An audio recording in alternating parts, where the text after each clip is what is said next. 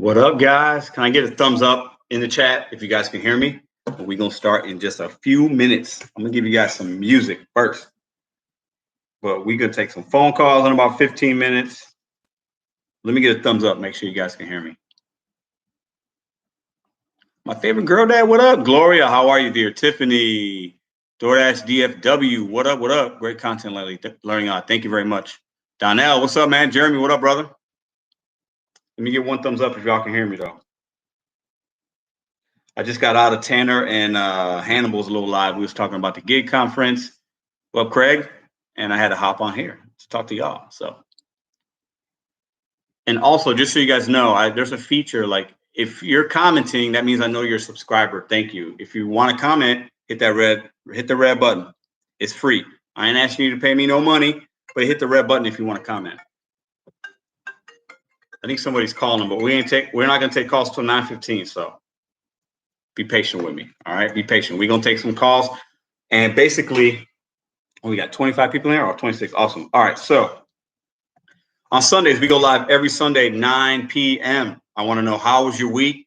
What issues did you run into? What were your positives? What happened that was really good? What happened that was bad? We could talk about gig news. There's a lot always going on with the gig economy, guys, right? We could talk about videos that you saw on YouTube that you liked or didn't like. If you've got channels, you can come in and plug your channel. I'm going to try to take as many calls as I can. I'm going to go for about an hour and a half at least today. If there's people in here and people are calling and we're having a good time and we're vibing and we're learning and we're sharing things, fantastic. Not going to take calls till 9:15 though, okay? Also, if you want to talk about betting on yourself, what are you doing right now in your life, even outside of gig work, that you're betting on yourself? If you want to share that story, manifest that, awesome. This is just a quick disclaimer. If we get phone calls, and I don't think we will, but if we get them and it's like somebody just trying to be negative or like mean in any kind of way, I'll just hang up and we'll move on. It's all good. Now, if you're calling and you get a busy signal or whatever, it's because we're probably going to be somebody's already on the call. I'll try to make each call, depending on how it goes. I don't want to cut people off to, 5 to 10 minutes. I think that's realistic. So I want to get as many of your guys' opinions about your week, and let's do it live. You also got to remember, this is on YouTube. So keep it PG for me, please. Okay. And I'm excited to do this with you guys. So I think it's going to be fun. I haven't done any of these. I know UDM does them. He does them. His quality on them is really good. So we'll see what we get.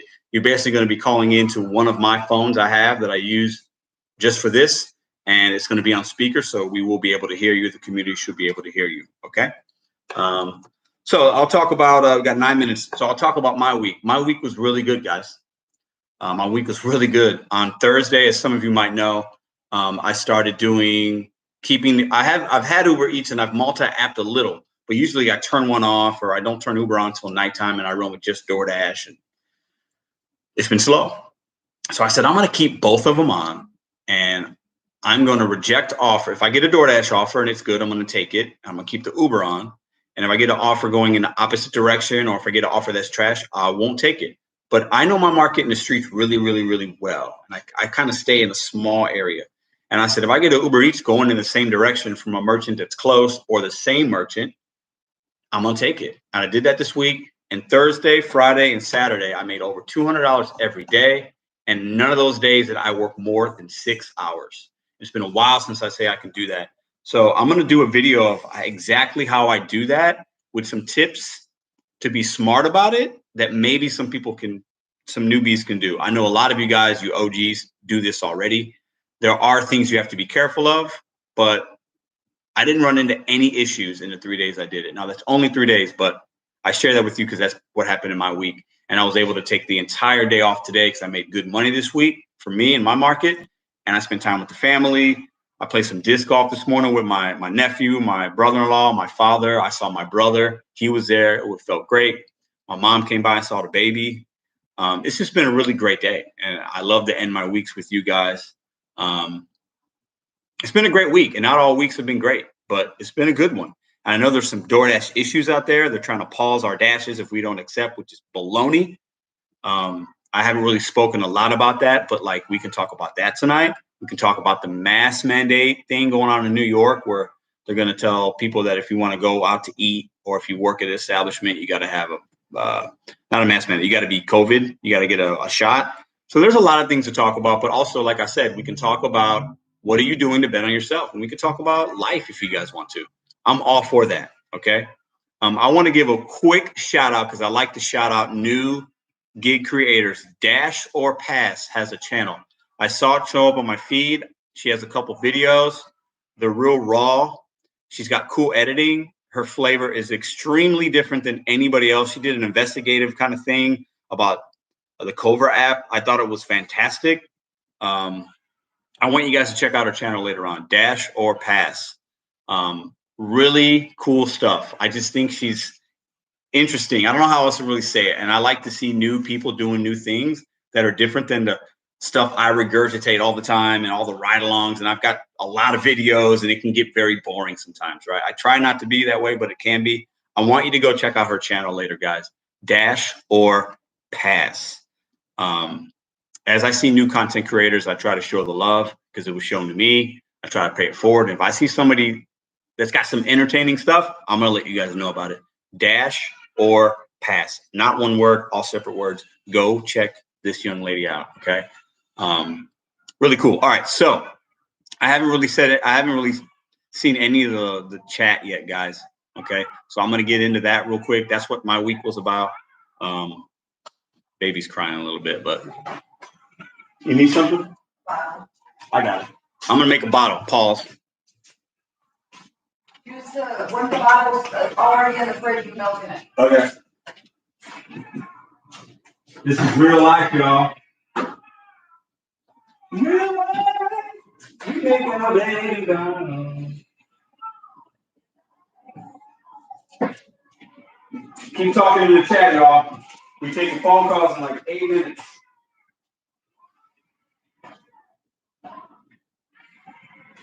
All right, Ruby girl.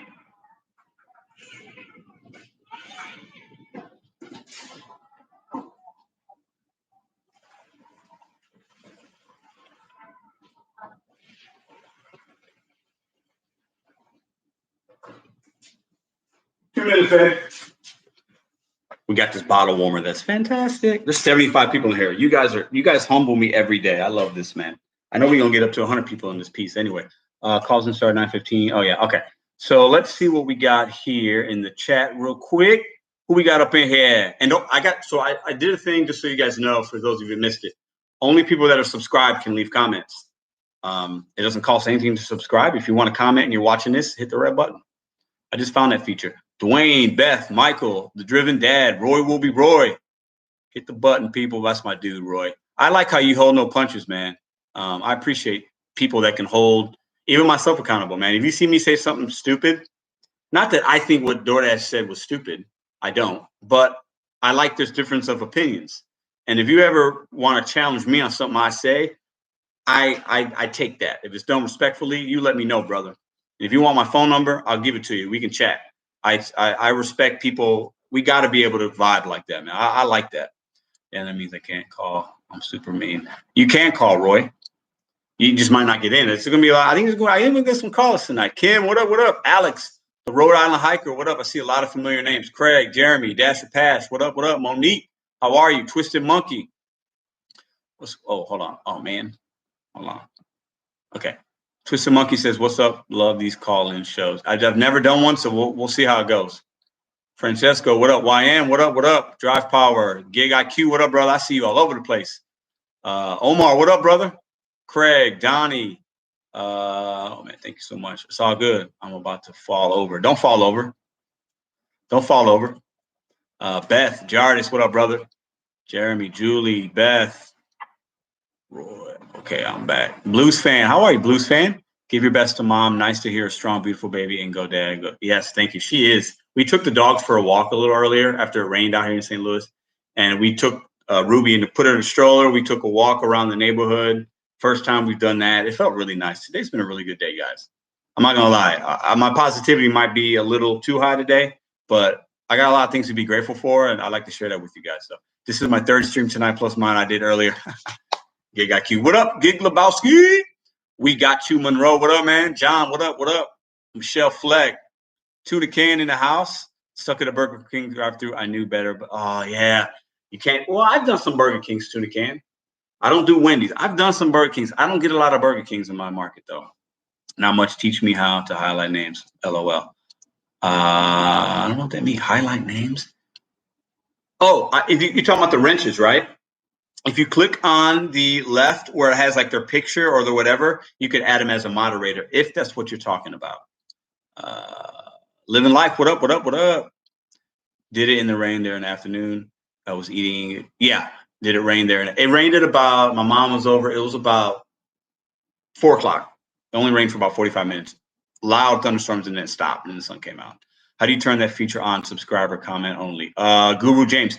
I was in my editing thing in, I don't know. I'll have to hit my email and I can explain it better there. Okay. Because if I try to do it now, it's not going to come out right for you. Roy in the house. Good Globosity. If you type the @ symbol, person, you can tag them. Oh, you're talking about that, the @ symbol. Yeah. I see you figured it out at GiG. Cool. That's what's up. Listen, you guys are, man, I think tonight's going to be fun. We're going to take some calls in 4 minutes. Okay. Now, if you call and it's busy, that means somebody got through. And if you see somebody that we're talking to, you got to wait till we hang up and then try to call again. That's the best I can do right now until I get some really good technology. I'm going to talk to UDM and see how he does his. I think his is different than how I'm going to do mine tonight, but we're going to learn together. That's fine. Jackie, South Florida, what up? Yeah, put in the chat where y'all from. Nadia Brown, what up? What up? My area doesn't have a Burger King anymore. Nicole, what up, Nicole? How are you? I eat Burger King. It's been a while. I don't eat meat, but they have an Impossible Burger there that actually isn't that bad. But I try to keep my money local, so I'm spending. If I go out to eat, I just eat at local spots. I don't eat at the chain restaurants anymore. I try not to. It's hard all the time, but I'm making a conscious effort. Southern Illinois, Raleigh, North Carolina, Southeast Massachusetts in the house, Philly in the house. If a 25-inch East, I'm like, okay. Central Texas, Central Florida. We're all over the place. All right. I'm going to go get this bottle. Make sure my Ruby June Long Santiago has this and the mom's good. We're at 9:12. I will be back in a minute or two, and I'm going to open the phone lines up. Be right back, guys. Don't forget, hit the thumbs up.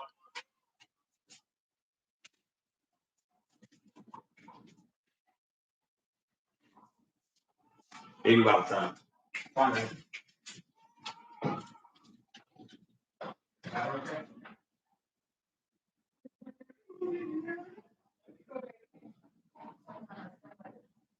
I'm going to close this, all right? Love you, long time. We back. Let's go. The baby noise shall stop when she starts eating.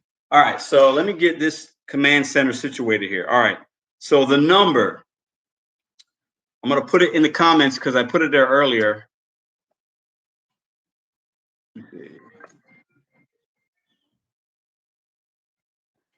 Somebody's calling right now.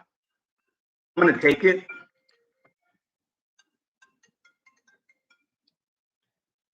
Pedro, DoorDash Santiago, you are live. Keep it clean and keep it good. Who we got on the phone? Hey, Pedro, this is GiG Cleveland. How you doing, man? GiG Cleveland, how are you? Hold up. Before we start, can you guys hear GiG Cleveland? Let's give me a thumbs up. I want to make sure you guys can hear him.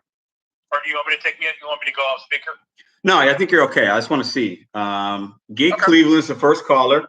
Can you guys hear GiG Cleveland on the? I have him on speaker on my phone. I got a yes. GiG Cleveland, what you got for us tonight, brother? Yeah, just want to talk about really, to be honest with you, like how I noticed like some of the summer slowdown and all that stuff. What I'm noticing out there, I don't know if anybody else has. This is one thing that's been concerning me is on the Uber Eats app. I noticed that the response time you have to accept it has gone down quite a bit. I don't know if that's just me or if anybody else is getting that kind of. No, that's not just you. I've noticed a few people make videos. And then I've done a lot more Uber Eats myself, as you've heard in the last 3 days. And I've noticed it. It's like some people are saying you only get 5 or 10 seconds. And I have noticed that on some orders, like if it's 2, like a stack where it has a little 2, you get a little more time. But that little thing, that little like timeline or whatever is like super quick. And I think it's unsafe, man. How do you feel about it? Yeah, especially when you're driving, man. I mean, it's super unsafe, man. Like, and how long you been doing gig work first? Let me ask that question. Honestly, I've been full-time. I quit my corporate job in May. I started since May 13th was when I started doing it full-time. May of this year, right? Yeah. Cool. I'm a newbie. What apps do you run? Uber Eats, DoorDash. I did DoorDash first but after a while, it was just like where I was like the pandemic, like when they started opening up in restrictions, like in Ohio, like our governor opened up like complete no restrictions whatsoever on June 2nd. Mm-hmm. So basically, after that, the orders were kind of okay, and then that was the majority of my income. Then I did Grubhub, but I do Grubhub, I do Uber Eats, I do DoorDash. I do Instacart here and there, but it hasn't been that good since everything's opened up. People are doing their own shopping. But I've been having some luck on Shipt in my area. Okay. Just because the delivery only orders are great because they're from Giant Eagle or they're from Party City, which is like a balloon, like celebration balloons, things like that. Those ones the delivery order ones are nice because they just put the groceries in the back of your car or whatever. Yeah. And you just drop them off. Yeah. And obviously the payoff's a little bit lower. It's like $7 to $9, but it's like usually it's only like a mile or 2 or 3 miles. And pretty much 80% of the time, I've noticed I've got at least a decent tip. Some people tip I had one guy tip me last week $48. Wow. But that's awesome. That's a unicorn order. But yeah, you're not going to get a lot of those. Like this. Yes, like July, I'm noticing I'm using less of the food delivery apps. I still use them all, but like I'm noticing I'm using more Shipt because Shipt seems to be more easier for me, and it's putting less miles on my car too. Because right now this week I earned $1,030 waiting for 43 hours or whatever, and I only drove 491 miles. I normally put 600 miles on my car a week. Okay. So I'm down to like 492, which is that doesn't seem like a lot, but 105 miles times that by 4.3. That's a lot. That's a lot, man. Yeah. That's a lot. If you can I think, in my opinion, okay, and you said you've been doing this since May, right? Yes, sir. Okay, so you're new, but you're not. You got a couple months in, so you're learning your way. If you can figure out after a couple months how to shave off 10 to 30 miles a day, you're saving, maybe a tank of gas, right? And that's, if you can save $4 a day or something like that, that's a huge savings over the course of a month. And you're gonna make more profitability, right? And it's all about learning your area and things like that, but knowing which ones not to take. But so let me ask you a question: what app do you like the best? If you can only have one app tomorrow, if you woke up tomorrow and the DoorDash God said you got to pick one, what's it gonna be? I would say Uber Eats is the best out of all of them, even though, it's not the fast response time. Yeah. They don't penalize you for, like, if you drop an order. Because there's times where I'll go into a restaurant or, the waitress just basically, what do you want? And, like, they're just, like, long and I gotta sign the order because I don't want to be talking to you like that. I'm 43 years old. Yeah. It's like you're half my age. I'm old enough to be your dad. Yeah. But that's the one because, even though it's got its downsides, I do consistently in my market. It's pretty busy a lot. Yeah. That's the one I would go with. How about yourself? Yeah. Oh, UDM, what's up, man? I see you in the live chat. We're talking about gig life and just the week and taking calls. But I think, so I'm a DoorDash guy at heart, but I'll tell you what, Uber Eats hit really good. It's only been 3 days, but I'm liking the payouts. I'm liking how they're keeping me. I don't get as many offers. I like to be able to sift through the offers, even though I complain about like the trash and the Kobe Bryant orders and all that stuff I talk about. But like, I don't. Is that St. Louis? Yeah, what's that? Is that St. Louis where it's at or whatever? No, I work in St. Louis, but Kobe, it's a thing I just made up. Anyways, about the trash. I'm sorry. I thought it was a restaurant. No. It's a thing. We'll talk about it another time. But if I had to pick one, I would still just do the DoorDash because of my comfortability with it. But I'm really enjoying mixing both of them in. I think this week coming up, if everything works out okay, it's probably going to be one of my bigger weeks I've had in a while because I've learned I can just keep both of them on and figure it out. But yeah, I mean, I like DoorDash, man. I complain about them, but there's just so many offers to cipher through that's still my number one moneymaker. So. Well, the thing is too is that that's good that you're improving and that's really important, especially with your new edition. Congrats, by the way. Yeah, thank you very much, man. Thank you. Hey, I appreciate you being my first caller, man. I wish there was some kind of prize I could give you. I don't know if you've got a. You seem like a down-to-earth guy, and Thanks, man. I like your videos, man. They really, I just like because you really it kind of remind me of my grandfather a little bit. Don't laugh, but like. No, it's all good. you know, you just let things happen. You know, everything will be okay. And then, you know, it at the end of the day, man, like some people might disagree with what I'm about to say, but like, sure, what we're doing is providing for our families. It's serious, and you got to. It's a business, but we're just delivering food. So for me, I try not to stay too low or too negative because I'm still coming home to my family. I'll still figure it out the next day. Like I try to be positive, you know. Well, the one thing I've always learned is that you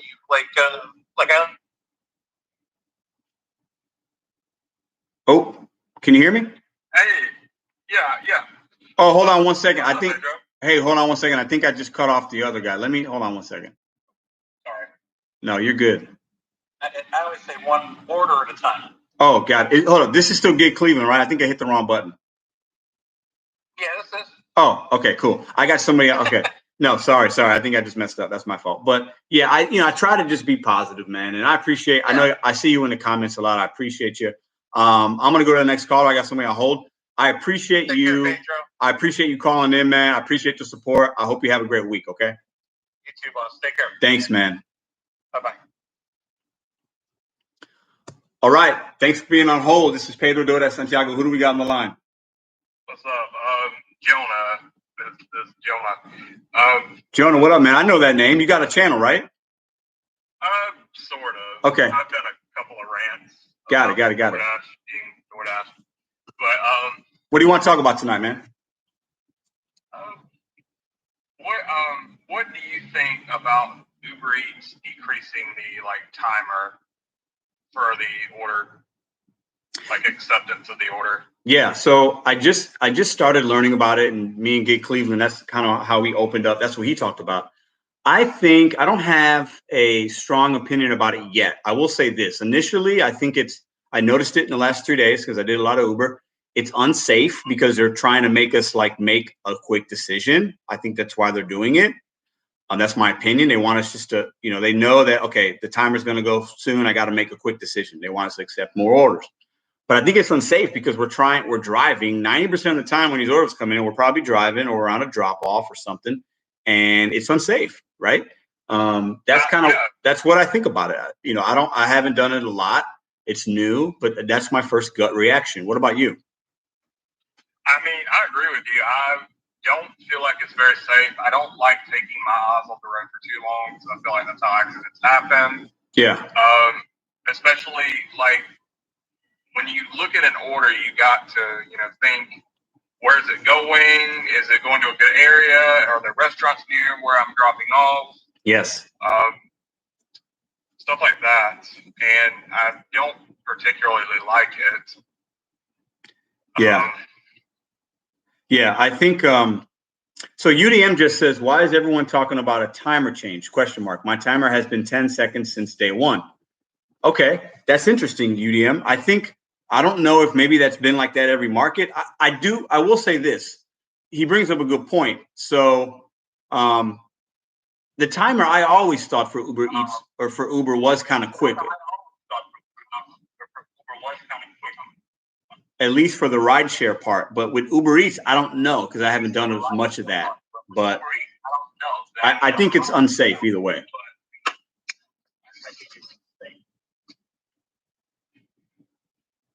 You still there? Still there? Yeah, can you hear me? No, you got somebody different now. Oh, hold on. Let me switch it. All right, who do we got? This is Pedro de Santiago. Who do we got on the line? It's Jonah. Oh, sorry. I think it switched over. So, like I was saying, I think UDM, if you heard me, brought up a good point. But with the rideshare, I noticed it. With Uber Eats, I think it is kind of new in some markets. I think. Are you going to change anything, Jonah, since this is happening now, or is it just we're still going to try to learn and figure it out? I'm wanting to try and adapt to it. I don't have very many apps to really work with. Okay. On DoorDash. Okay. Uber Eats, Amazon Flex, and then Roadie. Yeah. Those are my 4 apps. I'm on wait list for Shipt, Instacart, and there was one more that I forget. Which app do you like the best? So far, I like Uber Eats best. Mm-hmm. One other thing about the order screen I've noticed recently is if you get a stack on Uber Eats, it's not showing the second restaurant anymore. I noticed that. So I saw that in a Mike, the driver guy's video. It's only showing you one of the locations. And I actually noticed that yesterday. I had a stack come in. It showed me the initial one was a Mexican restaurant. And then after I accepted it, it was like $20 for like 5 miles. I accepted it and it had me go to Dairy Queen first. And I'm like, what's going on, Dairy Queen? I thought both of them were Mexican, the Mexican restaurant. So that was super confusing because for me, I don't know about you, I make my decisions like you just talked about, I guess. I make them based on like merchant, miles, and money. And there are sometimes it might be a Wendy's order going 3 miles for $12. And I say no, because I will never go to Wendy's because of the long wait time. But with the Uber, they might hide in that Wendy's and then you're kind of stuck, which sucks. Yeah, and I don't like that feature just because like you don't know, you could be going to a restaurant that's really on top of things and then you could be going to Wendy's. I had to wait in a Wendy's line earlier tonight for 20 minutes and we wasn't moving. Yeah. And when that happens, I unassign on DoorDash. If I get somewhere and there's a long wait, I unassign as long as my completion doesn't go below 80 or whatever, I'm good. But hey man, I appreciate the call. I got somebody on hold. I'm going to take them. I appreciate the support and appreciate you being the second caller, my friend. Thank you. Thanks, man. All right, we back. Thanks for being on hold. Who we got on the line?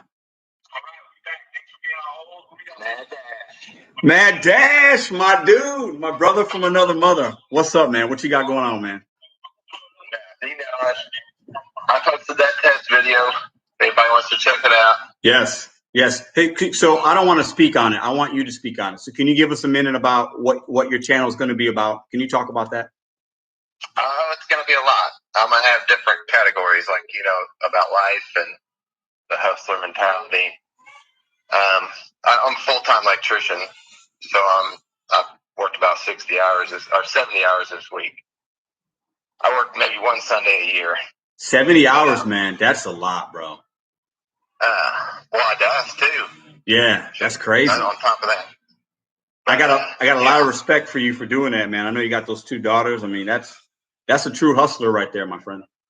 I'm trying to dig out. That trip costs a lot of money. Yeah. But, yeah, I'm trying to wrap up this job. It's an hour and a half away. So, but if you watch the video, you'll see. Yeah, I saw it. I saw it yesterday. I think I commented. Yeah, I think it was yesterday when I came across it, and I know that's the tester that you got out there. Mad Dash is going to have. He has a channel. He's got the one tester video. I want you guys to go check it out. I think you're at like between 15 and like 20 subs or whatever, right? But once you get some content, I want let's support this guy. I know his channel is going to be good because he's thinking about it. He's taking the time to do it. He's not just putting out videos just to put them out. And I've met, we've met in person, and he was in one of my videos, and I was very honored that you came down and you were driving through and decided to stop, man. That was awesome, man. Yeah, it was awesome. It was. It was an awesome experience. I wish I could get started earlier, but it's going to be probably towards the end of the month. Yeah. Well, I'll be looking out for it, man. Downtown Indy, so I'm gonna maybe dash on my lunch break. Yeah, it'll be a lot of good content. Yeah, I'm sure it will. I can't wait for it, man. And once you do that, I'll share the links and I'll send people your way. And like I always say with subscribing and stuff like that, I'll tell people to go somewhere, and then if you like what you see, hit the red button. Let's support each other. People that are betting on themselves. It's not easy to have a YouTube channel, guys. It's not. It takes a lot of courage. It takes a lot of time. It takes a lot of patience. It takes, takes some guts to put your face out there. So, hey man, I appreciate you calling. That's what I say. You got to plan and execute. Yes. I'm doing a lot of planning, and you can reach the goal if you just execute the plan. Yep. Sometimes you got to grind it out. Absolutely, man. Absolutely. Hey, I got another call coming in, brother. I love you, man. I'll talk to you later. All right. I'll talk to you soon. All right. All right, you are live. Who we got on the phone with Pedro DoorDash Santiago tonight? What's up, Pedro? It's UDM, man. I knew right away, man. What's up? What's going on? All right, so really quick, the thing is, I know there's a lot of people especially with Uber Eats. See, the thing is, I wanted to call. I didn't know if it's okay for me to like try to explain how I go through my offers really quick. Please, no, please. I'll shed some light because I don't know as much about Uber Eats as you do. So please help the community and people that are watching. Let's listen up.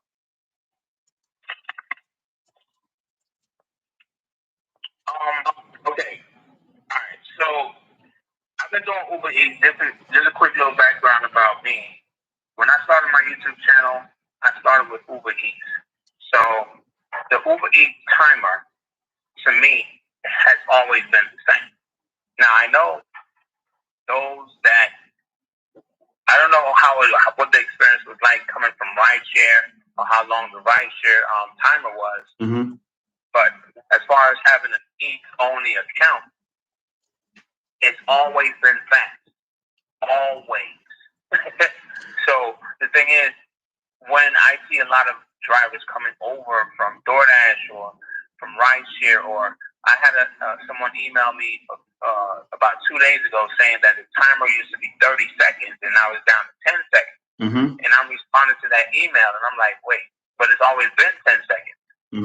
So it's like the way that I look at, the way that I understand the Uber Eats app, right?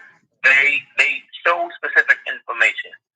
Now, to make a decision doesn't necessarily, I don't need 10 seconds to make a decision. Because the map, you can't zoom in and zoom out on it like DoorDash or a Grubhub on iPhone. You can't zoom in and zoom out. They give us a lot of time with the other apps, but with Uber, you have to treat that app a little bit different, obviously, right? Yeah. So when an offer is coming in, I look at the amount, the restaurant, and the cross street, what I like to say, the city that I'm dropping off to. Right. I do look at the GPS. I look at the GPS, and based on where and what area the drop-off is, right? That's what caused me to accept or to decline it. And I could do that within about 2 to 3 seconds. I don't need 10 seconds. So I look at, again, this might be because I've been used to it. Well, you're an OG, right? So you're going to be an experienced one. So what would you say to somebody that's had Uber Eats for a week or two? Do you think 10 seconds for them is still a good amount of time, or would that be maybe frustrating for them? What's your thoughts on that? Okay, so let me first say this. Someone that's coming from DoorDash or Grubhub that has a lot longer time to look at an offer and make a decision would be frustrated with the Uber's time. Someone that starts with Uber, they would get used to how fast it is. Does that make sense? That makes sense. I get that. If that's the first thing they experience, the first app they experience, and it's moving fast, they would understand what it takes to work on this app, right? So it's like they would either have to get with the times or miss the order, Yeah. But coming from DoorDash, I could see and I could understand why it could be frustrating to a person that's just starting on Uber Eats. Yeah. But that's a good point. If anybody that's doing Uber, just understand, look at the GPS. It really matters if you know your area and your drop off. Well, you have to. You have to. Sorry? You have to know your area. Well, yeah. That's like super important, especially with Uber. I think it's super important because they give you a little bit less information, I think, than DoorDash does. But like, obviously, I think the payouts are a little bit better and the pickups can be better sometimes. But like, you got to know your area. Like you said, look at the cross streets. I remember you said in a video like a month ago or so, you talked about like if it's a straight line versus all these other lines. Is it highway? Is it not? Is it a lot of stop signs, stoplights? Like that to me is like more important than anything else, almost, I think. But that is not only catering. Like, say, if you're like a Uber Eats driver, that's just being a driver, period. Yeah. Knowing what the map looks like without needing to zoom in and zoom out. Yeah. That comes with experience. But the thing is, it's just understanding the platform, understanding how fast the platform is. It is dangerous for any of these apps to be sending us an order while we're driving. Yes. It doesn't matter if it's a fast timer or if it's a slow timer. It doesn't matter if you have 80 seconds or 10 seconds. If you're driving, it's hard to figure out what you're looking at. Zoom in if you need to, zoom out if you need to. It's hard to do all of that while you're driving. Yeah. Now, with Uber, yes, the timer is a lot less than DoorDash and Grubhub, but with just the same as needing to, if you need to use that platform, you got to figure out how to work the platform. So I just say, like I said, I don't spend too much time trying to figure out where it's going or this, that. I look at the time of the day. I look at the GPS where it's dropping off to, not where I'm picking up from. Look at the name of the restaurant, how much they're offering, and the city I'm going to. Like here, you have Pembroke Pines, you have Fort Lauderdale, you have, let's say, St. Louis, right? Yeah. Give me 3 cities in St. Louis. Yep.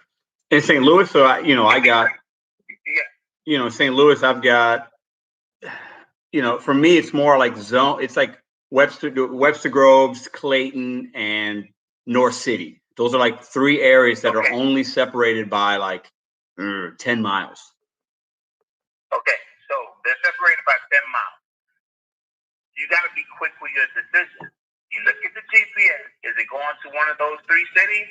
If you're okay with it, if you're picking up from, look at how much they're offering, and then look at the city you're dropping off to. Like I said, it takes me about 2 to 3 seconds to make a decision on Uber Eats. I don't need 10 seconds, but it takes some practice. You got to know what part of the screen to look at, when to look at, but it takes some practice.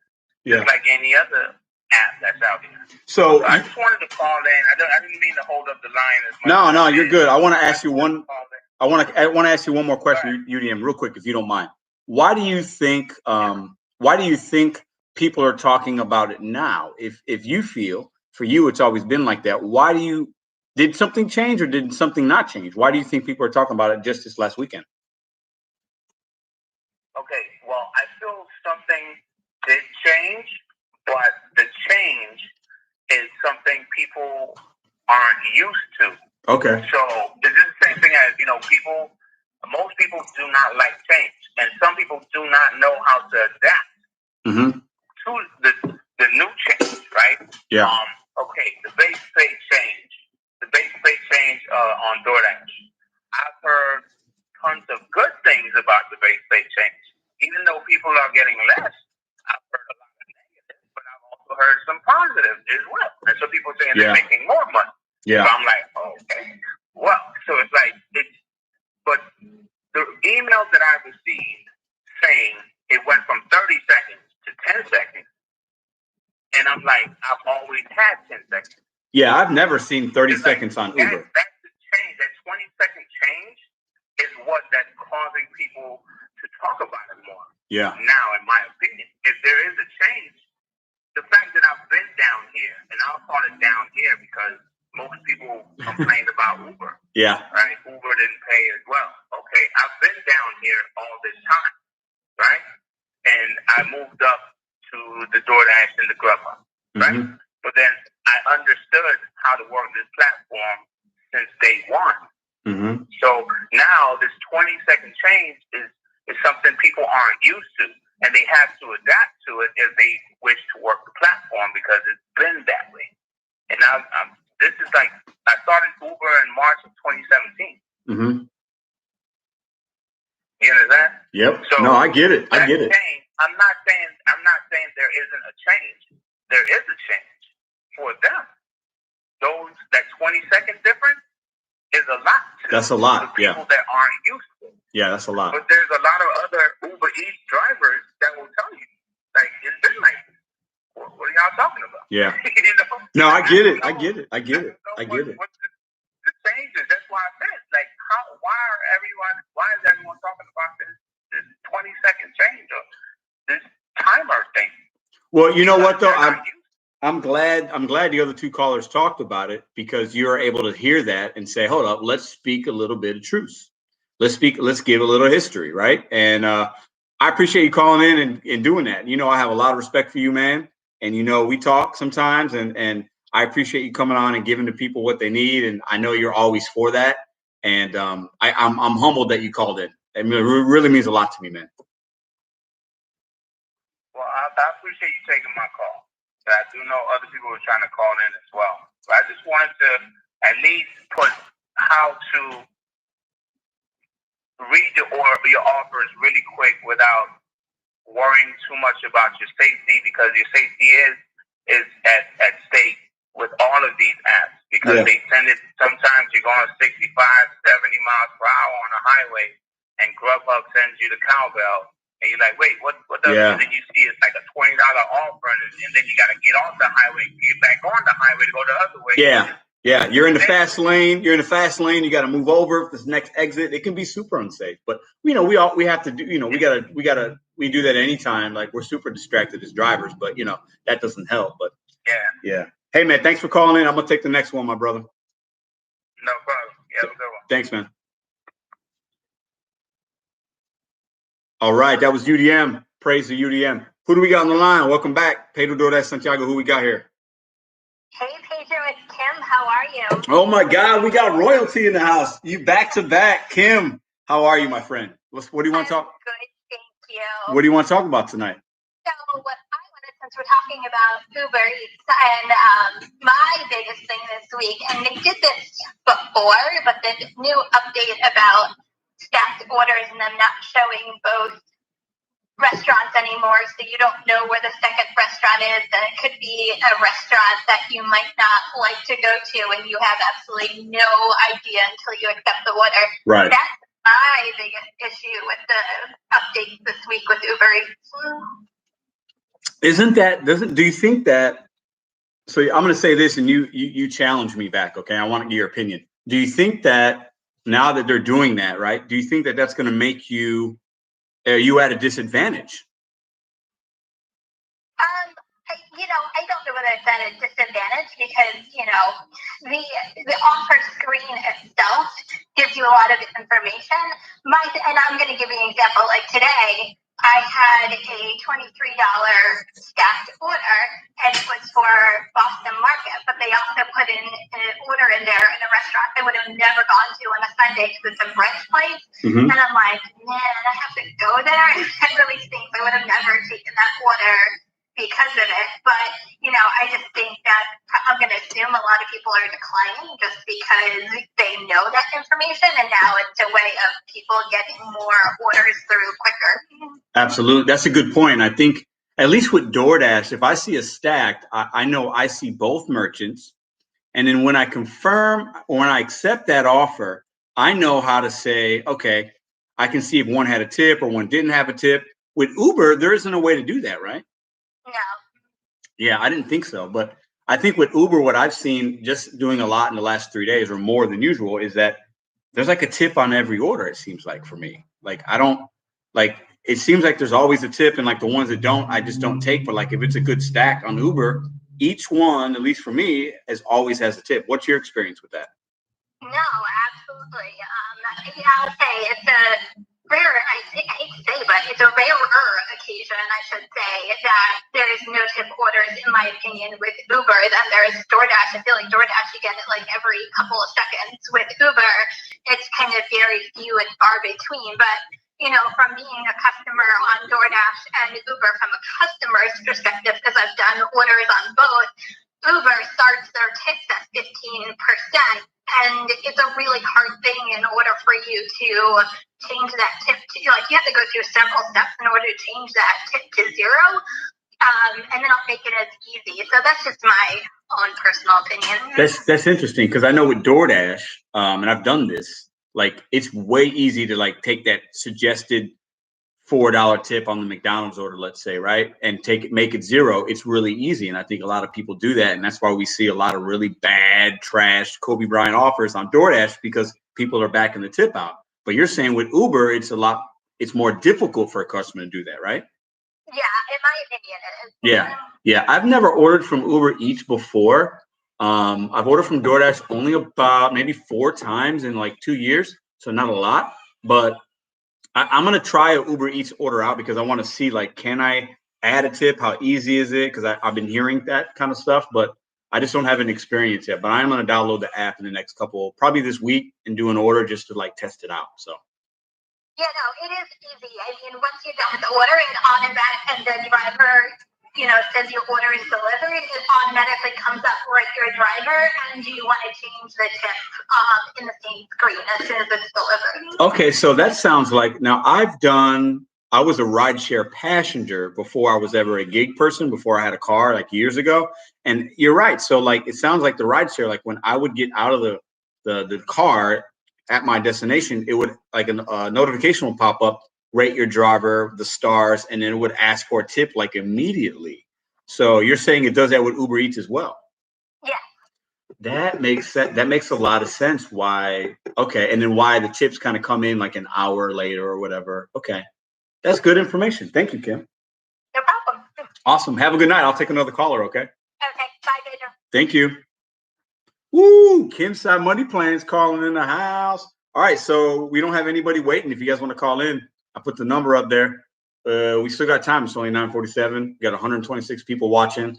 I'll take some calls if you guys want to talk about anything. If not, I'll look at the chat and see what we got going on here. Adam Sanchez, what's up? Gig Economy Talk with Lynn, Jeremy, Gloria, Mark, Four Crazy Kids. How are you, Four Crazy Kids? Tiffany. Hockey PNC3, what up, what up? Adam Sanchez has a channel. Go check him out. His tagline is "We can do that." And he also talks about dashing for dollars, where he finds like real estate opportunities while he's out on the road. So if you're interested in that kind of stuff, check out his channel. Adam Sanchez is the name. Gig IQ, what up? Josh, Jackie, John, what up, John? What's the number? I'll put it in right here. Hold on. There is the number right there, John. Roy will be Roy. I want to see more likes in here, people. Come on. It's all good. They can like when they're done. I'll take thumbs down, too. What up, Pedro? Blessings to you and the fam. Thank you very much. Thank you. Amber, what up? What up? Hey, hey, hey. Jeremy, the Mo Dasher says, that could be higher. John, what up? How are you guys? All right. Got a caller? I think this is John. John, is that you, my friend? Hello? Hello, this is Pedro Dora Santiago. You're live. Who we got on the line? This is Adam Sanchez. What's up, man? How are you, brother? I'm good. How are you? I'm doing good, man. What you want to talk about tonight?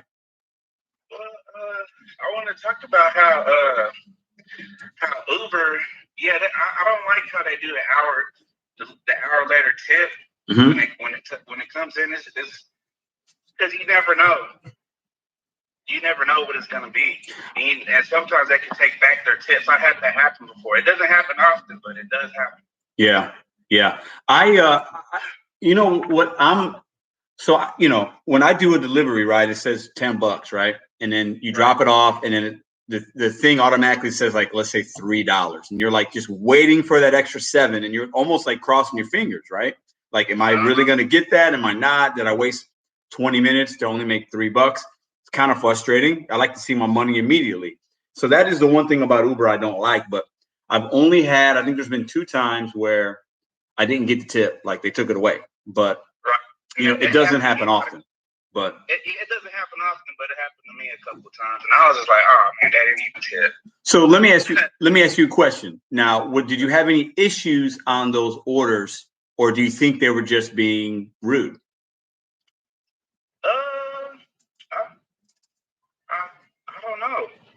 I don't know. I don't think for the most part everything is leave at door, so I don't think it was a problem with the customer. I think it might have been like a bait switch. Yeah. People do that. Yeah. Or sometimes I think there's that. I don't think that's common, but I think it happens. But I also think sometimes is, let's say you pick up an order from a pizza place, right? You drop it off, leave it at the door, and they didn't like their pizza, or the pizza, they didn't put the Parmesan on the pizza, or they forgot the ranch for the wings, right? Like, do you think sometimes people will take away a tip if the restaurant made a mistake? Maybe anything's possible. Yeah. They might not. That's probably, they just might be bad people. Yeah, it could be. It could be. I think some people, like, they look at it like we work at the restaurant and we prepared the food, or we should have made sure everything was there, but they don't understand, like, the bags are sealed a lot of the times, and, like, you know, we're just moving and grooving, and we're not going to, like, ask, hey, do you really have the ranch for those buffalo wings? You know, like, that's not something we're going to ask. We're going to assume it's in the bag. You know what I'm saying? The best thing we could do is make sure we got their drinks. Right. Yeah. Make sure we don't forget the drinks, because everything that's bagged up and sealed, I mean, you can't do nothing about that. No, we can't. Have you ever forgotten a drink? I know I did one time. I forget a drink like once a day. Once a day? That's a lot, man. That is a lot. I feel bad. I'm like, oh man, I gotta get on my stuff. But one problem, I don't know if you had this problem, Pedro. Did you have the problem where someone will have handed to me, but then they will have an additional note that says leave at door? Yeah, that happens to me every week, man. At least a couple times a week. And typically what I do is, or I have the opposite. I have where it says leave at the door, the initial thing they clicked, and they type in hand to me. I have that to where then I got to wait and stuff. And I take pictures and I'll send it to the text line that's in the inside chat, just so I have a record, you know. But that happens to me a few times a week, man. And that I noticed a few times. I used to not pay attention to it, but I noticed a few times that when I did deliver, they hand it to me and leave at the door, I will get a notification the next day say I didn't get my order, and then that will count against me. So after a while, I start waiting the 5 minutes. I know a lot of people don't want to do that, but yeah, that's something I preach that on my channel. I'm like, you guys got to go ahead and wait 5 minutes. If I know it's a pain, you don't want to do it. Yeah, you got to do it. I've had to wait 5 minutes one time only, but I've had 3 contract violations in the.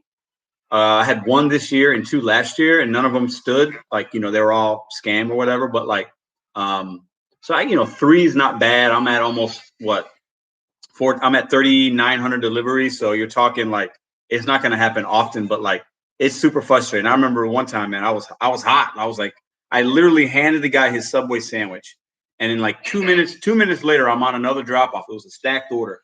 He didn't tip because it was a stack and I didn't know it, but I took it anyway and I dropped it off, handed it to him. 2 or 3 minutes later, I get the email from DoorDash saying customer said they didn't get their food.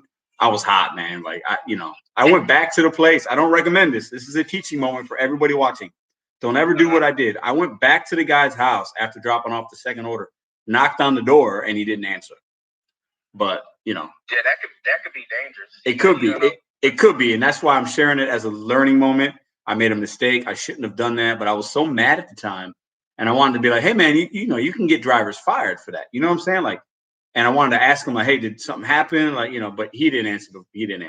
But was he already doing YouTube and documenting all the deliveries you do? I was. I did a video on it. It's one of my earlier videos, but I recorded it and everything because I was mad. But like looking back, I was like, that was a stupid bonehead thing to do because it's dangerous. You could be deactivated for that myself, right? And I share that story just so people, if that happens to somebody else, don't ever do that. So, but no, you don't want to do that because you got to learn just to take a deep breath. Yeah. Laugh about it, and it's just not because you don't want to be in that situation where someone pulls a gun on you or you get into a fight. Yep. Or you go to jail or whatever because you're going on their property. Yep. They can do whatever. No, you're absolutely right. And it was one of those days, like, looking back, it's like, man, that was really stupid. That could have went sideways. But, it was an apartment complex. And even now, like, I drive by that place like a few times a week and I look and I'm like, that's the guy to try to get me. But now I just laugh. You know what I'm saying? So you got to, because you just gotta I know it's crazy, and they're coming at you sideways when they do that. Oh yeah. And they're putting your job in jeopardy. Yep. But you just gotta you gotta document. I recommend everybody to record every delivery they do, because then they have proof that they delivered it, and they could just, if worse comes to worse, you could just send that video to DoorDash, and they would be like, oh, well, this person's lying. And plus, with the GPS, they know you were there. Yeah, and I was recording drop-offs and stuff, and I talked to like the agent on the phone right away, and the guy told me, people do this, don't worry. And then I was dashing within like 5 minutes. You know what I'm saying? So it wasn't a big deal. It didn't hinder me, but it was more like just like a respect thing for me, I think. And I think that's why I went back, because this was a guy that was my age, and it was like literally a Subway sandwich and a bag of chips. And I'm thinking like, come on, man, like at least order some like real food, you know, like the actual, like if you're going to get it for free, just order like a big steak dinner. Don't be ordering a Subway sandwich. You know what I'm saying? Like, right. But people want free food, man. They do, man. They want free food, man. It's crazy. And this is not just the hood. This could be anywhere. This could be, and I just delivered to a nice neighborhood. Someone lied on me about not giving them their food. I'm like, yeah, you probably don't need to be living in this neighborhood if you got to lie about just get some free meals from DoorDash. It's crazy, man. It's crazy, man. Hey, man, I appreciate you calling in, man. You guys want to check out his channel, Adam Sanchez. Anything else you want to say before we get off, man? Yeah. Just, I feel like drivers. The reason why I'm talking about real estate right now, but it's called driving for dollars. You see these properties every day. You see them everywhere, even bad neighborhoods, good neighborhoods, medium neighborhoods. I mean, you see them all the time, and you could, if you could get you could be a bird dog, and you could find a property and get with one of these real estate investors, and some of them pay $500 for a property if they close the deal, or some of them pay $1,000, or you could try to negotiate the deal yourself, and you could get like $10,000, $15,000 for a property. You wholesale. It's called wholesaling, and whenever you do that, I mean you see these properties every day because you're out here every day dashing, and I see them all the time. That's crazy, man. Hey, that's really good advice. Like you said in your video, I think yesterday or the day before, I saw it. I watch everybody, man, and I don't know anybody else that's doing that. So props to you. I'm gonna take this next call, Adam. Hey, keep in touch. Hit my email, man. We'll exchange numbers. All right. Yeah, for sure, man. All right. Talk to you, man. All right, you are live. This is Pedro Santiago. Who we got on the line tonight? Oh, Pedro, it's Tiff. How are you? Tiff, how are you? I'm doing well. Thanks for calling in. I was like dialing like 20 times, but then I realized the number was wrong. Somebody typed in 525, and I dialed like 13 times, and I was like, oh wait, it's not that. That's not the right number. So what would you like to talk to about tonight? What would you like? I was following you for like when you first started, and I was gonna do the DoorDash thing, but then I just didn't do it. Mm-hmm. But then I was just following you because of like your positive attitude and your energy, and that you wanted to start your own business. I really like respected that. Thank you, man. Yeah, thank you very much. And it's very humbling to start this channel and see where it's gone. And I feel like I'm helping people, and that's what I wanted to do from the beginning, as you know. And it's really cool. And the business will happen at some point, and it'll become what it becomes. And it's very cool. I like this community, and the support you guys give me is amazing. And so hold up, you said you were going to start doing DoorDash, but you didn't, right? Yeah, I didn't do it. Like I got the what do you call it, like the welcome messages, but I didn't do it. Like I could do it because I moved to Delaware, so I'm close to the University of Delaware. That's like a good, I guess, spot to do it. Yeah. But I'm trying to focus on my podcast because I'm in recovery. I think I left a message. Oh, hold up. This is okay. I didn't know who I was talking to. This is awesome that you called. Okay, sorry. All right. So yes, you were talking about your podcast. Would you like to spend a couple minutes to talk about that with the viewers? Yeah. Okay, please go ahead. Sure. The floor is yours. Okay. Wow. No pressure or anything. Hey, it's all good. You got a podcast. You got to get yourself out there. So it's about it's like me and another female in recovery. So we had gambling addiction, and I've been in recovery almost 2 years. She's been in recovery for 3 years, and we decided to start a podcast. I met her in a 12-step program, And there's not a lot of females in recovery, so we figured we'd have a voice to, tell the people, like, and educate them. Yeah. As opposed to, for like gambling addiction. Yeah. And we're young women, so we didn't see a lot of young people in the 12-step programs we were in. So we wanted to just kind of share our experience, strength, and hope among people. This is it means a lot to me that you sent me that email. It means a lot to me that you called tonight. I didn't mean to put you on the spot, but I'm glad you brought this to the community. I think it's fantastic that you are helping other people because you understand how hard it is. And I know about sobriety, not that particular kind, but I know that feeling that you're speaking of, and how when you get from that, and you have to work on it every day, but then when you feel better about your sobriety and you want to help other people, and I feel like that's what you're going to do with your podcast.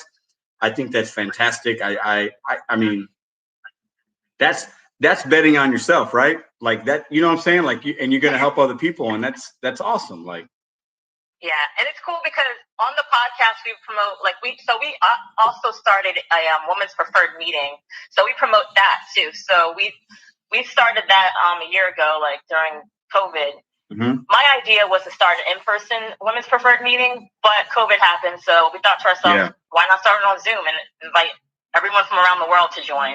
So we promote that on the podcast, like near the end. So yeah, we provide that too. That's so awesome. It's really awesome. How's the podcast going? I'm promoting it a lot on like Facebook and TikTok and Instagram. It's really funny because I had actually quit social media like 2 years ago because it was very triggering for me, because Facebook has these games that remind me of like casino games. Yes, so they do. I cut off Facebook like almost 2 years ago. But then when we got back into the podcast, I wanted to promote, like, I need social media to do that. So I'm like using it in a different way than what I did before. Yeah. But it's going really well. Like, we've had listeners from Philippines, Nigeria, United Kingdom. It's really, really crazy. That's awesome. And it's exciting. And I can't like believe this is my life. It's insane. Awesome. Wow. That's amazing. So is there any can you put a link? Would you like to share a link with people? Is there a way that, how can we find your podcast for people that might find this helpful for them if they're having this kind of addiction in their life? Well, the podcast is called Gambling Got the Girls, and it's on Apple, it's on Spotify, it's on like all the major platforms. Awesome. So if you just type that in, you'll find us. Awesome. And it's just like a picture, like if you look it up, it's a picture of like me and my co-host, but we're like in a cartoon type of picture. Yeah, it's not like a regular picture. It's almost like an avatar looking. Yeah. And can you give us the name? Can you give us the name one more time of the podcast? Okay, sure. Gambling Got the Girls. Gambling GiG. Got the Girls. Gambling Got the Girls, guys. Okay, so anybody out there that might find that podcast helpful for them, and I know coming from somebody that had some addiction issues myself, and I won't share what that is right in this moment, but you need to have, it's about having certain moments in your life and realizing, okay, I need a little bit of help, and then finding that, and that moment comes when it's supposed to come. And I appreciate you calling today. This call meant a lot to me. If there's any way I can help in any way, you got my email, please let me know. Okay. Awesome. I eventually want to start a YouTube channel, so I might need your help on that. Hey, you got my email, and okay. I don't know everything about YouTube, but if I can help in any way, I would love to do that. So just let me know. Awesome. Thank you so much. All right. Have a good night. Thank you. You too. Bye. Whew, what an awesome call, man. I can't believe my life sometimes. Amazing. All right. That's my grandpa's name. All right. We're going to take this call real quick. You are live with Pedro Santiago. Who do we have on the line this evening? This is Economy Talk with Lynn. How are you doing? Good, Lynn. How are you? I see your name in here often. Thanks for calling in. What would you like to talk about? I appreciate it. Oh, well, yeah, I got one of those violations the other day from DoorDash with the someone claiming that they did not get their food. After all the effort I put in on that, it just made me a little warm, a little salty. I bet. What? Tell us a little bit about that order for people that haven't had that happen. What did you do to make sure DoorDash knew that you actually did that? Can you tell us about the steps on that? The step, you know what? I actually it shocked me after I got 15 minutes after I was on my way from the location. And I get this notification, and basically what they did was they give you a comment section to tell your side of the story. Okay, yeah. And then so you write in the comment basically, and then put accept, and they'll thank you. You know, the canned response. Thank you for your side. Of course, it would be reviewed and possibly be deactivated. Now you have a violation on your, on your app. Basically, it's like I think 100 orders, past 100 orders, it'll drop off or something like that. Yeah, that's what happened. That's what it said on that. But frankly, I just kind of laughed at the whole thing because really DoorDash in my area is bottom rung. It's maybe a step up from what Postmates used to be. Oh, really? Okay. So what? So this order that you dropped off, right? Was there a tip on this order? Not much of one. Okay. Wasn't even much of one. Wow. So, it was something I very nearly didn't do it. But I said, it's not really a big deal. I kind of just laughed about it. I'm thinking, okay, if I'm going to steal something, which I would never steal anyone's food. Right. But if I was going to, it sure as heck would not be Taco Bell. So this was the Taco Bell order. Taco Bell. Oh, so if I'm gonna be that person, like I said with Adam earlier, I'm not gonna order Subway, Taco Bell. Now there's nothing wrong with those places, but if I'm gonna get some free food, I'm gonna order something really good, right? Say something. I mean, yeah. I mean, I'm not going to order $20 of Taco Bell. I'm going to order me a nice steak dinner, a good big pizza from a local pizza place that's really fancy, or something really sustainable. I'm not going to order a Subway sandwich and a bag of chips. Like, that's crazy. And then say, okay, I didn't get it. Well, in any case, like I said, it was cool. DoorDash, we've had an on again, off again, kind of like they do good a bit, then they stink. Yeah, I feel the same way. I feel the same way about DoorDash. Like I go back and forth, but at the end of the day, I'm grateful because they do offer me an app where I can make some money and make decisions and videotape it and have a channel. So I try to find myself balancing between gratefulness and like I want to hold them accountable because they do some shady stuff, but it's tough. Yeah, it's tough. They're number one, and I see how they did. They're mess. I mean, they're good in business because they can get a lot of people to accept a lot of garbage. Oh man! I can't. They would say, "Don't hate the player, hate the game." That is very true. That is very true. Wow. So that's it. So I have respect to some extent. Yeah, that's very true. Being, good at business because they are great at business and all. But it's just, I don't fall for the okie doke. And a lot of us do not. Yeah. And it's like, it's no loyalty. As far as I'm concerned, it's like whoever's doing the best for me at the time. You're absolutely right. That's why you got to have multiple apps and take the ones that are good. That's exactly it. So, I'm good right now. Uber Eats is my main squeeze. Got Grubhub. And I want to talk to you real quick about that Walmart Spark delivery. Do not sleep on it, Pedro. You are sleeping on it. So I don't do Walmart. I don't. But in my market, I don't know if I have Spark or not.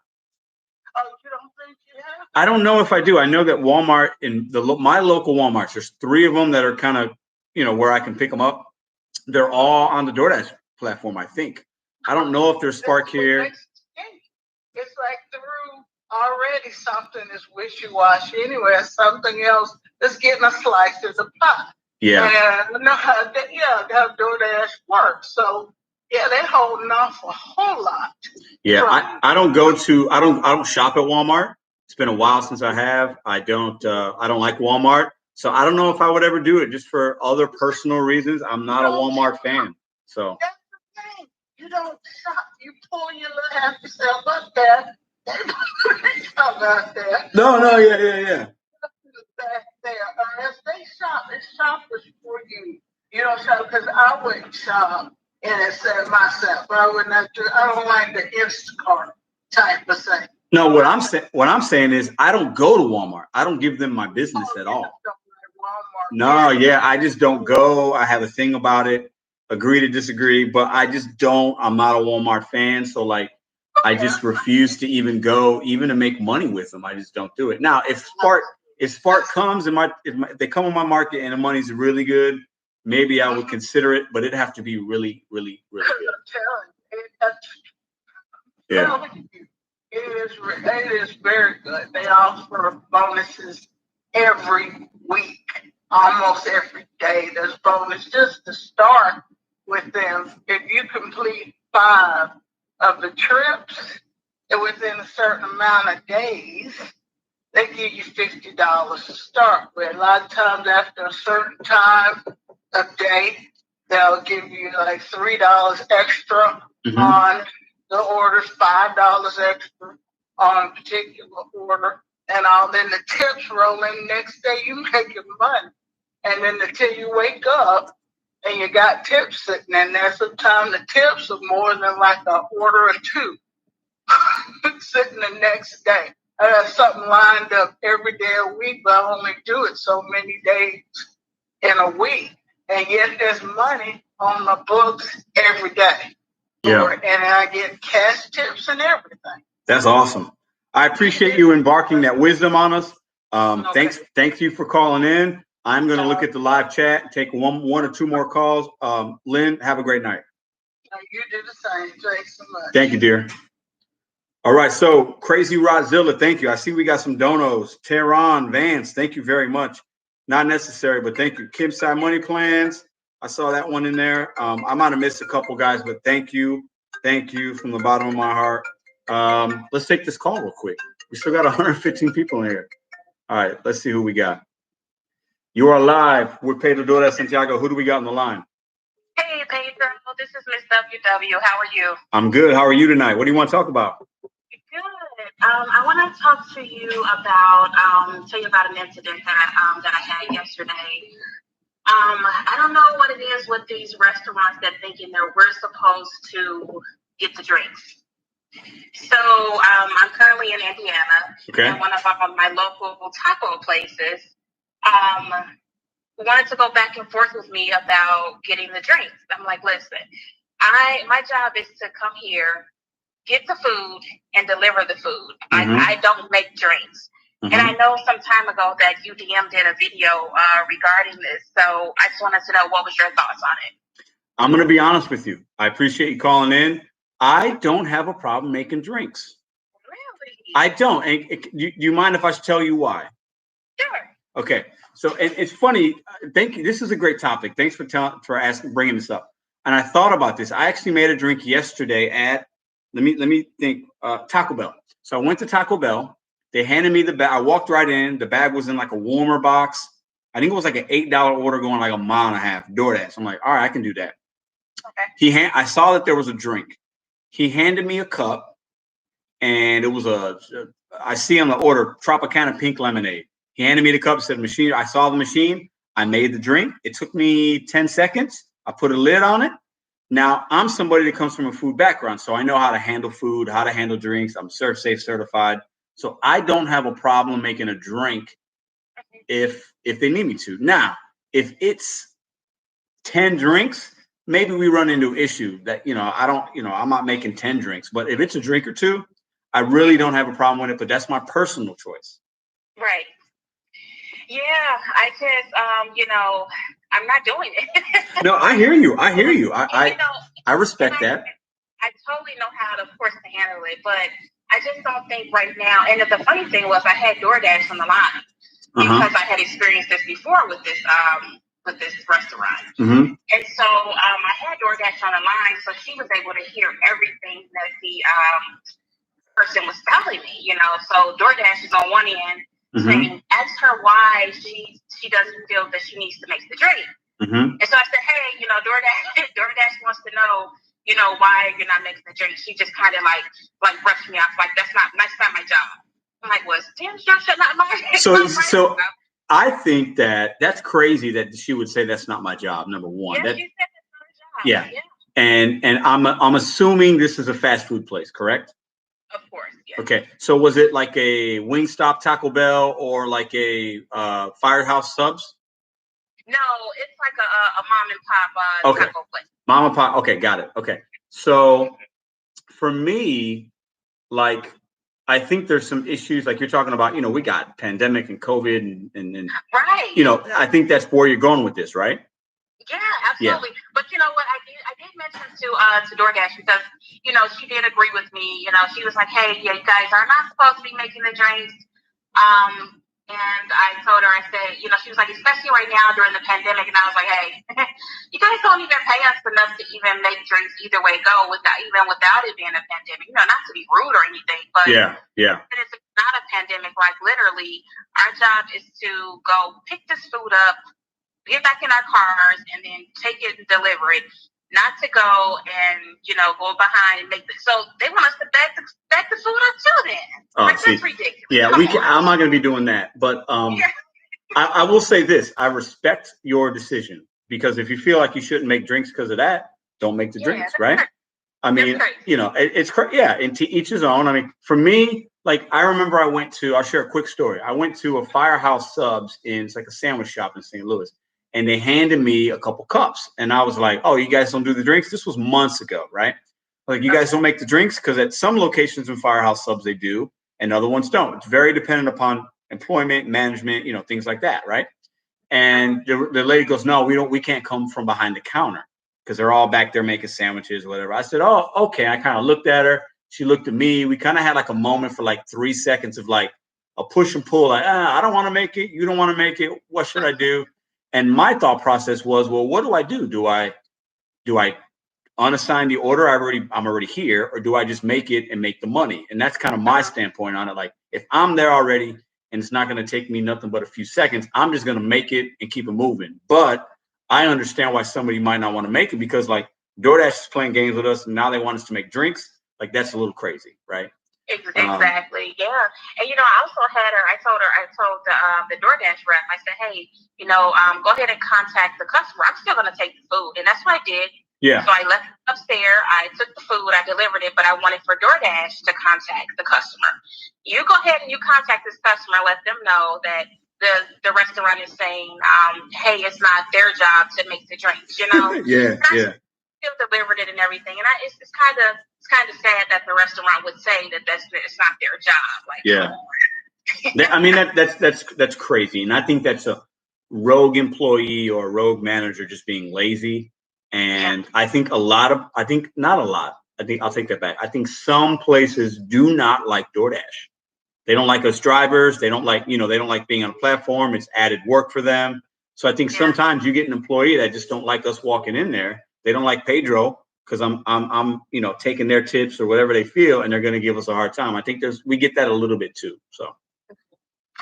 Yeah, well, thank you so much for taking my call, Pedro. No problem. I'm going to take another one. You have a great night, okay? You too. Keep encouraging us, man. Thank you. I appreciate it. Thank you very much. Great call. All right, let's take a few more calls, guys. You guys are rocking with me. We're having good calls on this live. Let's take another one. You are live with Pedro Dora Santiago. Who we got on the line? Hey, this is Tony, the Driven Dad. Tony, the Driven Dad. How are you, my friend? Doing well. How are you? I'm doing well. Now, is this the Tony that I just commented on the video you just made? Right. You got the BMW, right? Yes, I do. How are you, man? What would you like to talk about? Hey, I just wanted to touch on a couple of things that has been covered. For the Uber app, the one good thing I noticed about the change and the update is that they moved the decline button away from the menu. From the menu? Yeah, so the X for declining used to be where like the hamburger menu is. Yes. So if you were like going to go check to see how close you are to getting your promo or something, you'd accidentally decline a trip that, like you see, it's like a $30 trip. You're like, dang it, I just declined that. Mm-hmm. So then moving that was the trade-off, I guess, for the limited time now, which really sucks mainly for multi-appers, I think. Mm-hmm. And sucks for everybody not being able to see the double restaurant, which restaurants are going to. I think it does. I think for me, that's the biggest issue. Yeah, for sure. The other thing I want to say is congrats on being a dad the second time. Thank you, man. That means a lot to me. It's very humbling. I have a daughter that is going to be 20 years old next month. She'll be 20 in 6 weeks. And then I have a newborn. So like, I got 20 years apart, and it's fantastic. It's great, man. Thank you very much for saying that. It means a lot to me. Yeah, for sure. I mean, I don't know about you, but that's what got me into doing gig work in the first place. I really do like the flexibility. I can work a lot of hours, but I can work it around where I can still have a quality of time with my kids and my wife. Absolutely. That's not why I started gig work.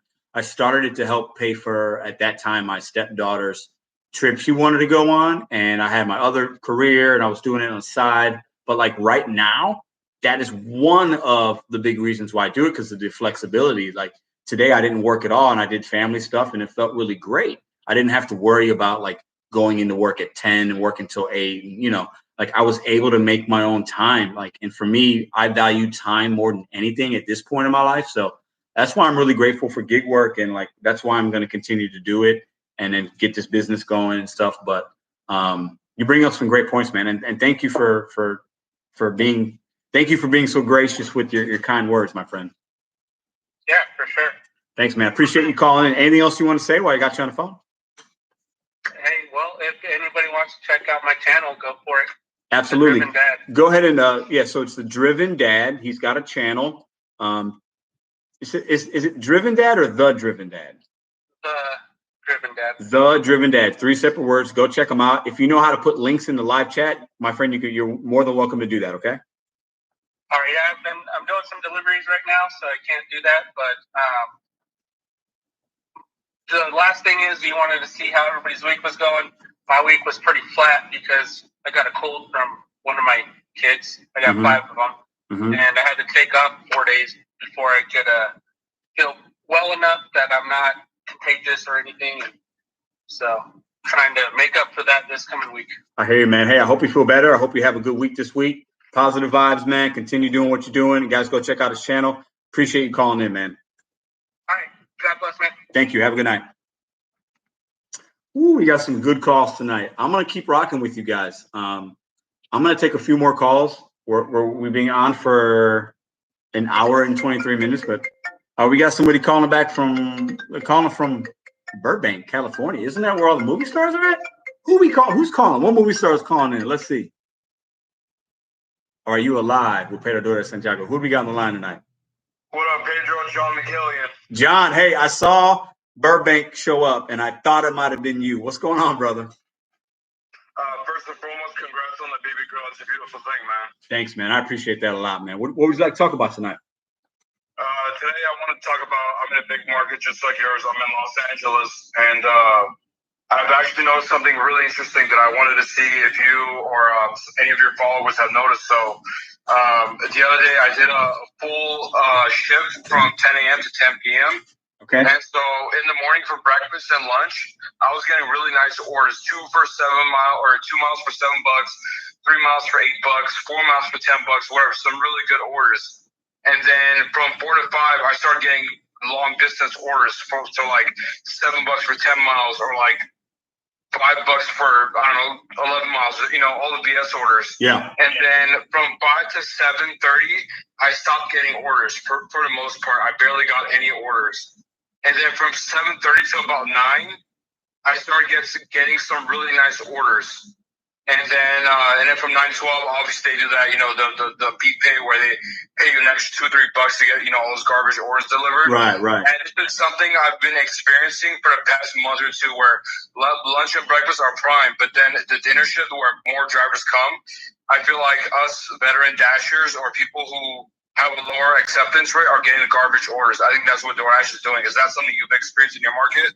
You know, you bring up a really good point. I don't know. I think it's speculation to think that the experienced guys like you and I and others are getting the bad ones. I think you know, it could be true to that, but I think because based on your timestamps you just shared, right? You said like from 5 to like 7:30, you weren't getting a lot, right? Yeah. I think that some of that has to do with the time of the year that we're in, at least in my market. I've noticed that, right? So that during that time, 5 to 7:30 in my market, a lot of people are actually going out to dinner. They're doing things and things open up in St. Louis, and people are actually eating dinner during summertime. They eat dinner later. So for me, I would be slow in my market. It's from like 4 to 7. I'm like kind of slow, and then it picks up again at like from 7 to 8 or 8:30 or 9 if I'm still out, because I think people are, one, eating dinner later. 2, the dashers, like the part-timers, get off the road during that time because they think the peak is over. So then the influx of dash orders comes back in, or Uber Eats orders comes back in.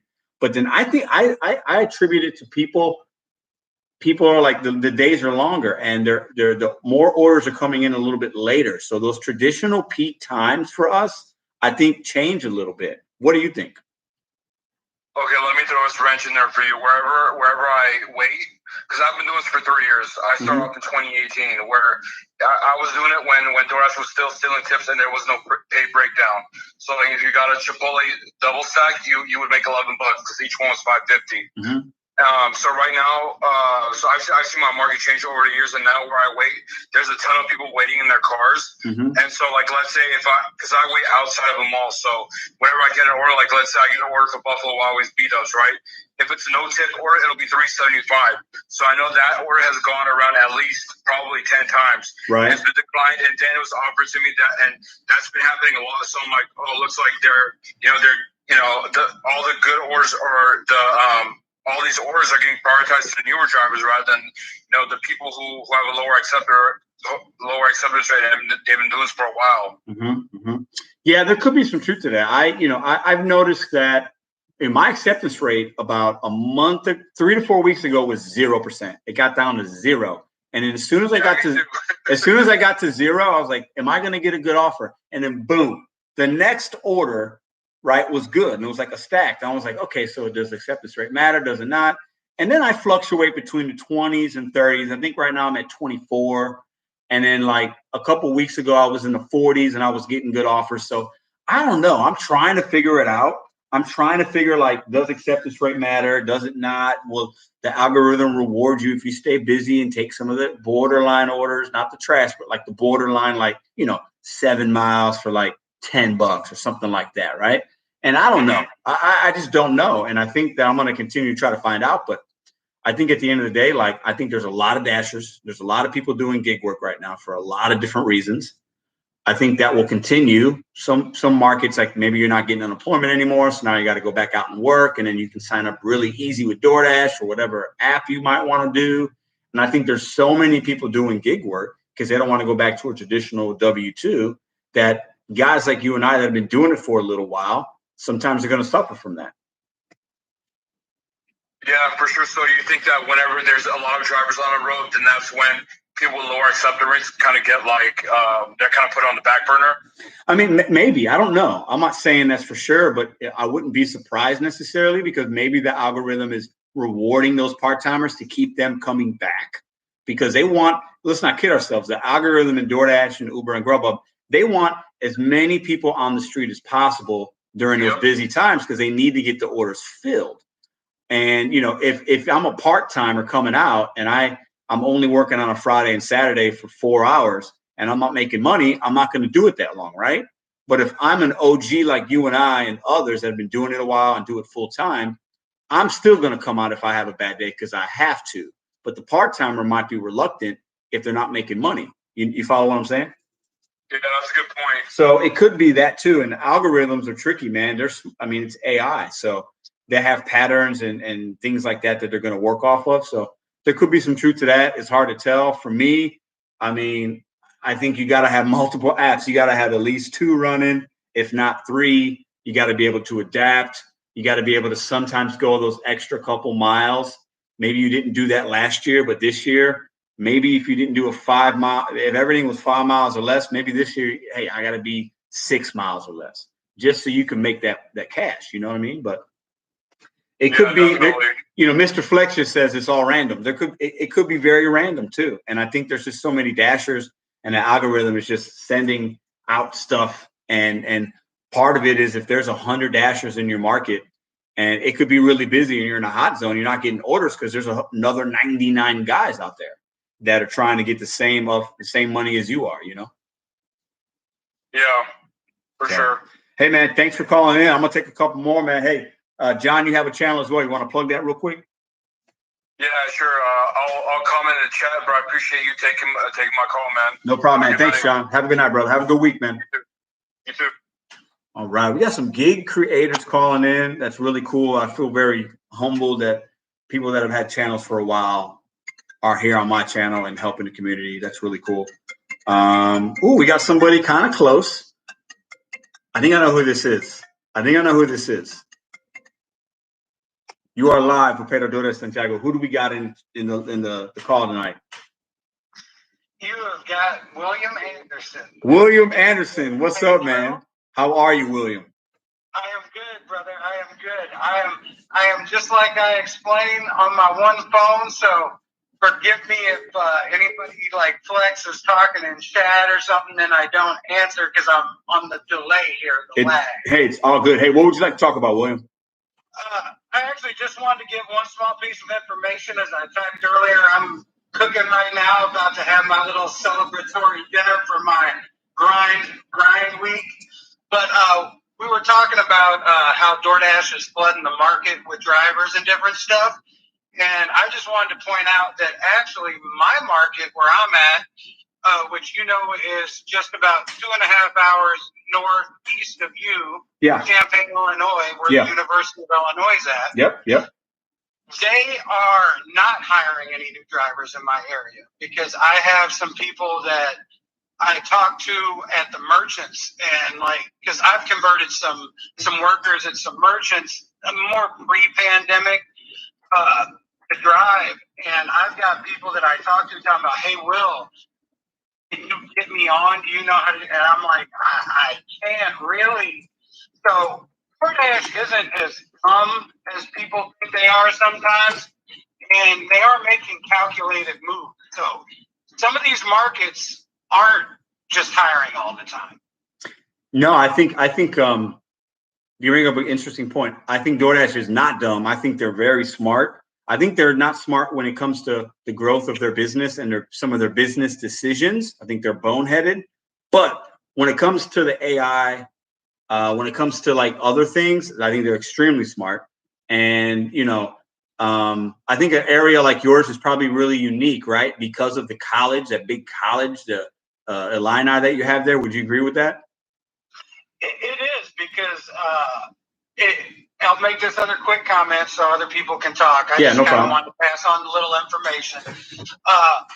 When people were talking about, to tell you the truth, this year when people were referring to the summer slowdown a lot, and a lot of the gig tubers have done it, so I'm sure most people have heard talk about that.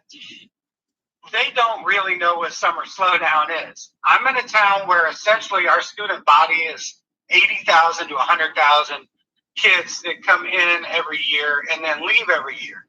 Pre-pandemic, I would have days. Now, give it that this is with the inflation, this is a couple years ago, but I still would have days where I would be struggling full time, have my app, 2 apps on. I was DoorDash and Uber Eats at the time out there, and I'd make only $50 for the day of a 10-hour shift. Are you $50 for 10 hours? $50 for 10 hours. Ooh. Easily pre-pandemic. And you see what I'm doing post-pandemic because I'm on here now and I'm posting all that. Yeah. Wow. That's awesome. I mean, it's good that you can make that now, but I'm surprised you're still in the gig economy making $50 a day if you were making that a couple of years ago. Well, that was right fresh out of pizza for me. Okay. I did kind of the opposite of what Roy did. We're both crusty, old, grumpy delivery guys at points. But I did my pizza first and then went into gig work. Yeah. I was one of the reluctant ones. Yeah. And that's why a lot of times you'll see me pop up, and I appreciate you. You and Hannibal especially recognize what I'm saying when I'm saying it. I'm not trying to gloat or anything. It's just delivery isn't going to go away. It's going to adapt and change its form. Absolutely. And you have to adapt to it. Yep. It's the thing. And I found myself having to do that. And like I said, like Roy, I was a little crusty, and also I was reluctant to make that switch over. And I found myself at different times like him thinking, man, maybe just to go back and get that regimented, like set. But listening to you and some of the other gig tubers, Flex, there's too many to mention. Yeah. I've self-motivated, and I've found that a lot easier to do with the help of other people. It is, man. And I'm glad you're able to adapt. I believe we got to adapt or die. I think there's things we got to fight these companies for, and ultimately we do have control. Thanks for calling in. I'm getting another one. If you don't mind, I'm going to grab it. Hey, William, have a good night. William Anderson has a channel. I want you guys to go check it out, okay? Thank you, brother. I'll talk to you later. All right, brother. Have a good one. Oh, I missed the call. Listen, we're still 120 people in here. We need some thumbs up. No lie, no cap, no cap. I don't know what the kids say these days, but we need to get the thumbs up, y'all. I got no problem asking for thumbs up. I need to get at least 100 thumbs up on these videos because I know y'all are appreciating because you watching and calling. Hit the thumbs up. If you want to chat in the live chat, but you see that you can't, it's because you're not a subscriber. Hit the subscribe button. It's free. I ain't asking you for no money, but hit the subscribe if you want to chat because the chat is always live and we're always helping each other out in that chat. And I love the chat. We're going to take a few more calls. So I'm going to step away and get a drink. I'm not going anywhere. When the phone rings, we're going to see who calls in next.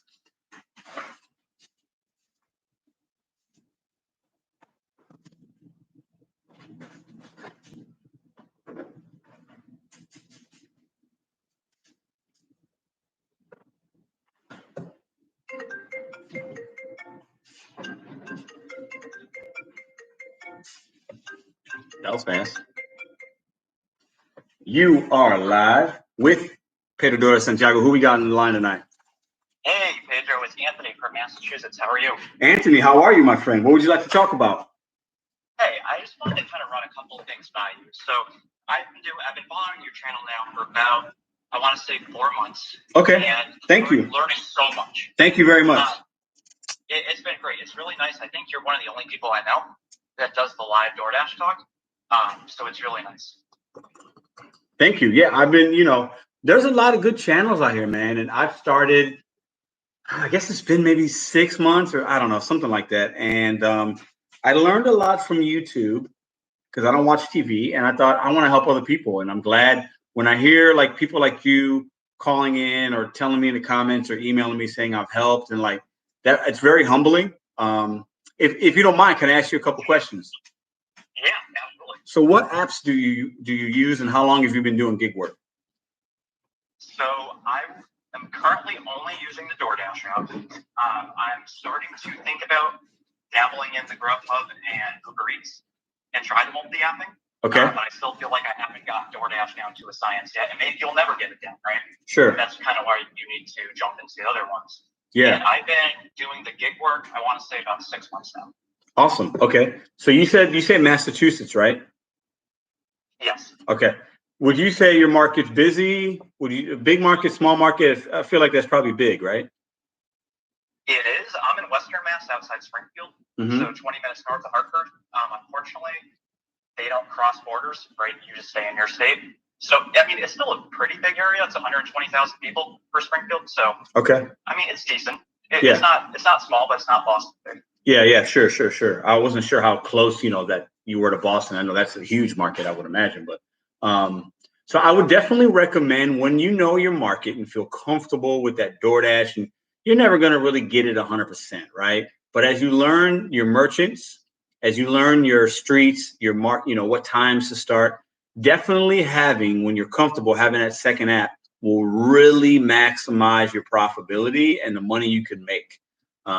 It took me a little while to learn that, but definitely when you feel, whenever time, it could be 9 months, it could be a year before you want to dive into that.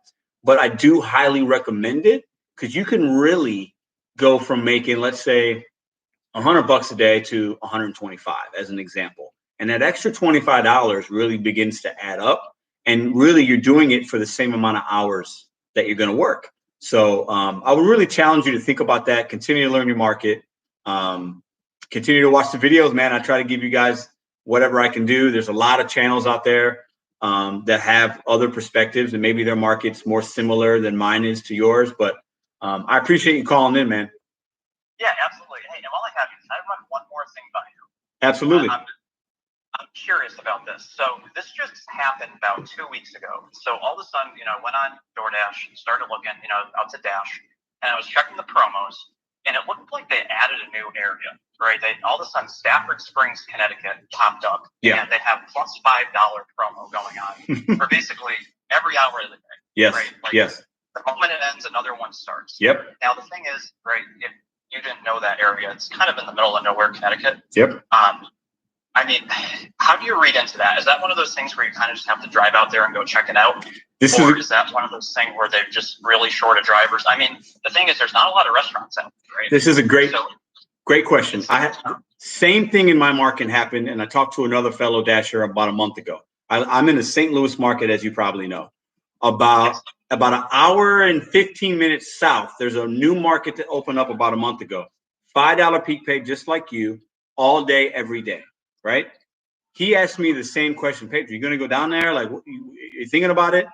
I will absolutely not go down there, because I don't chase peak pays. I don't know the market. There's not a lot of wasted gas. Yeah, every order is going to be at least let's say $8, right? But I don't know what to expect down there. It could be good. It could be a disaster.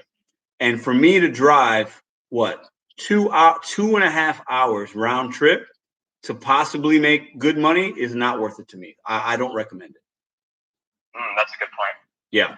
Now it depends. It depends on how close you are. Now, if you're 20 minutes away, probably worth going out there and testing it for a couple days.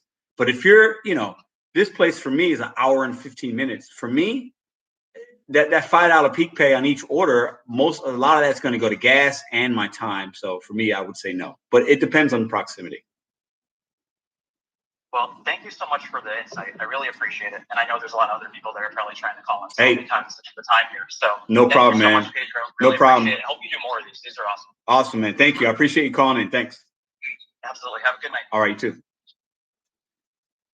Getting some great calls tonight. Fantastic calls tonight. Got another one. I'm going to take this call, and we're going to take a small little break, so I'm going to check on my daughter.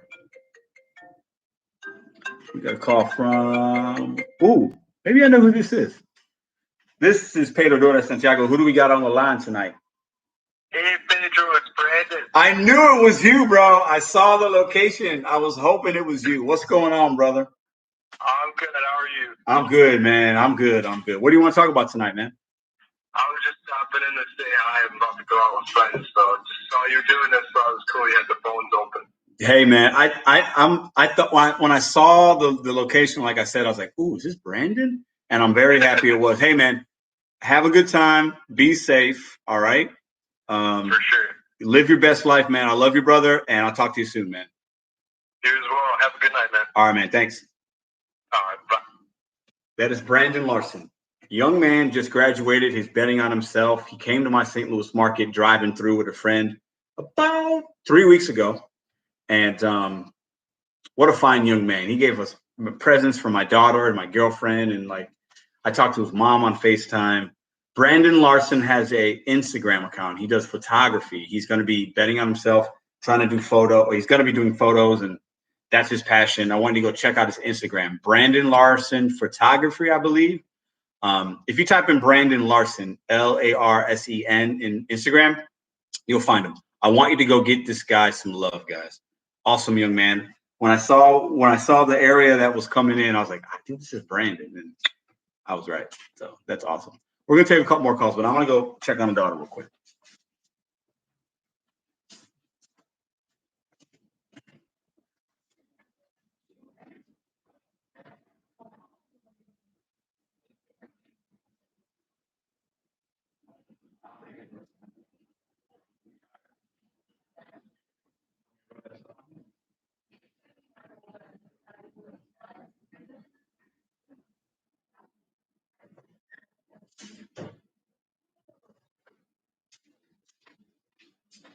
Anybody else calling in? All right, let's look at the chat. We still got 123. I don't know why y'all still watching. What's going on? Is this that interesting? We got some. You guys are amazing, man. I don't even know what to say. Who we got in here? Is Hannibal still up in here? Hannibal, call, man. Call the line, bro. Let's talk about some hip hop. If you're watching this, call the number. Kathy, what's up, Kathy? Kids start school here first week September. And first week of September seems late. Julie, yes, do more calling. I thought about doing it today. I think this is really fun. I think we're learning things. I think people have questions, and different markets can be same or different or whatever.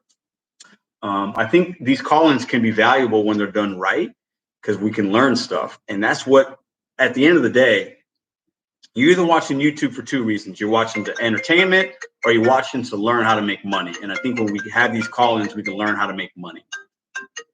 Okay, we got caller here. You are live. This is Zandra. I'm sorry, is this Zandra? Yes, it's Zandra. Zandra, how are you? I'm doing good. How are you? I'm doing well. What would you like to talk about tonight? I just wanted to call in and tell you thank you. I have learned so much watching your channel. Not only you, a lot of the other subscribers, and I just had to get that out. You know, when I'm dashing, I look at your videos, and I learned so much. Thank you. I know you're a loyal follower. I see you in like the comments, and like it's very humbling. May I ask, how long have you been doing gig work? 2 or 3 months. Okay, and do you do DoorDash, or do you have other ones? I do DoorDash, Shipped, and another one that's local in New York here called Club Feast. You said Club Feast? Club Feast, yes. I think it's only in San Francisco and New York. Interesting. Which out of those do you like the most, and which one are you the busiest with? I don't have a preference. I like them all. You know, really, I make about the same. Club Feast is a little bit more, but it's a little bit different. And I don't have a preference. Gotcha. Do you do this full-time or part-time? Full-time. Full-time. Cool. Do you see yourself, or how long do you see yourself doing this? Do you have a plan? Like, what's your goal for this? Yes, I'm probably going to do it for the rest of the year. I like the flexibility because when I'm home, I can work on other projects that I want to do, also other investments that I want to get going for myself. So definitely I'll still keep doing it a while. But no, you know, it's not going to be something for me forever. But earlier this year, you know, throughout the entire pandemic, I worked, I would say 10 to 12 hours every day. And earlier this year, I just walked off my job. And yeah, it was just too much. And that night, after I walked off, I signed up for DoorDash. They accepted me right away. And I went out that night and I made $50. I was like, okay, I can do this. May I ask you a question? Yeah. So making that decision to walk off, right? Yes. How do you feel about that decision you made? I'm happier than ever. You know, I was in an office setting. You know, we were considered essential workers, so I was basically being forced to do mandatory overtime every day and also on the weekends. Yes, the money is good, but at some point you also have a life too, you know? Absolutely. And I asked that question and I thought you might say that. That's why I asked it, if I'm being honest. And I feel the same way. I feel like, you know, everybody's got to do what they got to do, right? But at the end of the day, like if you're not happy somewhere, right, and you're working too much or you don't have time for other things that are really important to you, you got to make a decision. It sounds like you made that decision and it sounds like you made the right one. Yeah, and I haven't looked back since. I'm not trying to do it again. And before I go, because I know a lot of people are trying to call in, I have to share this story. Yeah, so please. I had a stacked order last week for a local mom and pop shop here that I've been to a couple of times.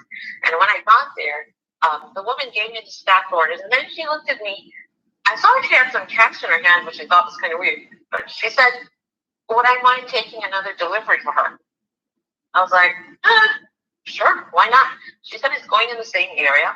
I was like, you know what? Okay, look, I already have 2 orders. I'm going in that direction. I'll do it. Mm-hmm. And she gave me like another, I think it was $15. Mm-hmm. So I know sometimes you talk about, you know, developing a relationship with the local mom and pops. You know, I'm not talking about Wendy's, McDonald's, not those guys. I'm talking about your local stores. Yes. They get to know you. You know, I haven't been doing this that long, and on that order, it made me, you know, an extra $15 that I was like super happy about.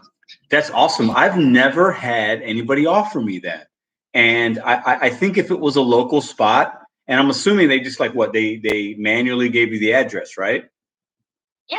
Yeah. I think if it was the address because I was already there. Yeah, if it was a local spot and they're going to hand me $15 for a few miles or whatever, I would absolutely do that. And I would almost feel better about it because it's like I feel like I'm helping them individually in some way, you know? Yeah, it was great. But positive vibes to you, the entire community, to the family. Thank you so much for all you guys do. Thank you. Thank you. I appreciate you calling in. Have a great rest of your night, okay? You too. Thank you. Man, these are some great calls. I'm going to be honest with you guys. I did not expect it to be this good. If I'm being, I just didn't. What a great way to end my week. We got another one coming in. Who we got? All right, let's see who we got here. You are live with Pedro Santiago and 113 people. Who we got in the line? Hey, this is Pam, Brandon's mom. You know what, Pam? I saw the location. I said, is Brandon calling again? Pam, how are you, my friend? I'm good. How are you and the family? We are doing fantastic. Thank you for asking. What would you like to talk about tonight? Okay, so 2 things. One, as I was driving around dashing, I said to myself, wouldn't it be neat if the DoorDash app had a way to see how many drivers were in that area at any given time? Do you think that would be a plus? That's interesting. So let me backtrack a second. So I know with Uber rideshare, when I would take a passenger or pick one up from the airport, right, it would tell me how many Uber riders were in the parking lot, like waiting, you know, like you can go to like the parking lot and like sit there. It would say there's 60 drivers ahead of you if you want to go to the lot.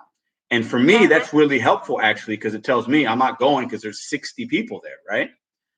So if I imagine dashing tomorrow at 11 o'clock and it says in Webster Groves, there's 100 dashers.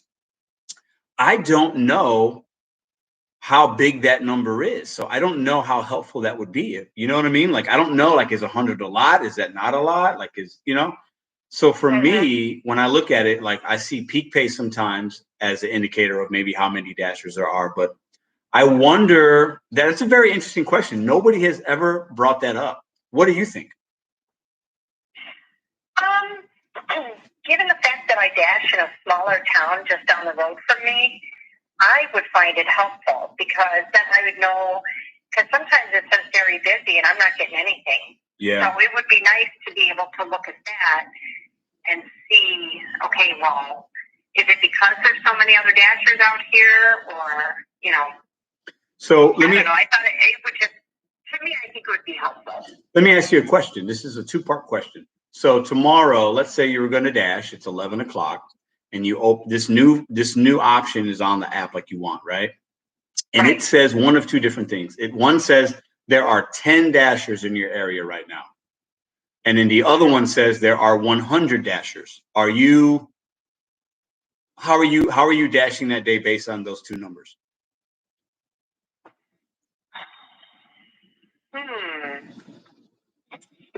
So like if there were 10,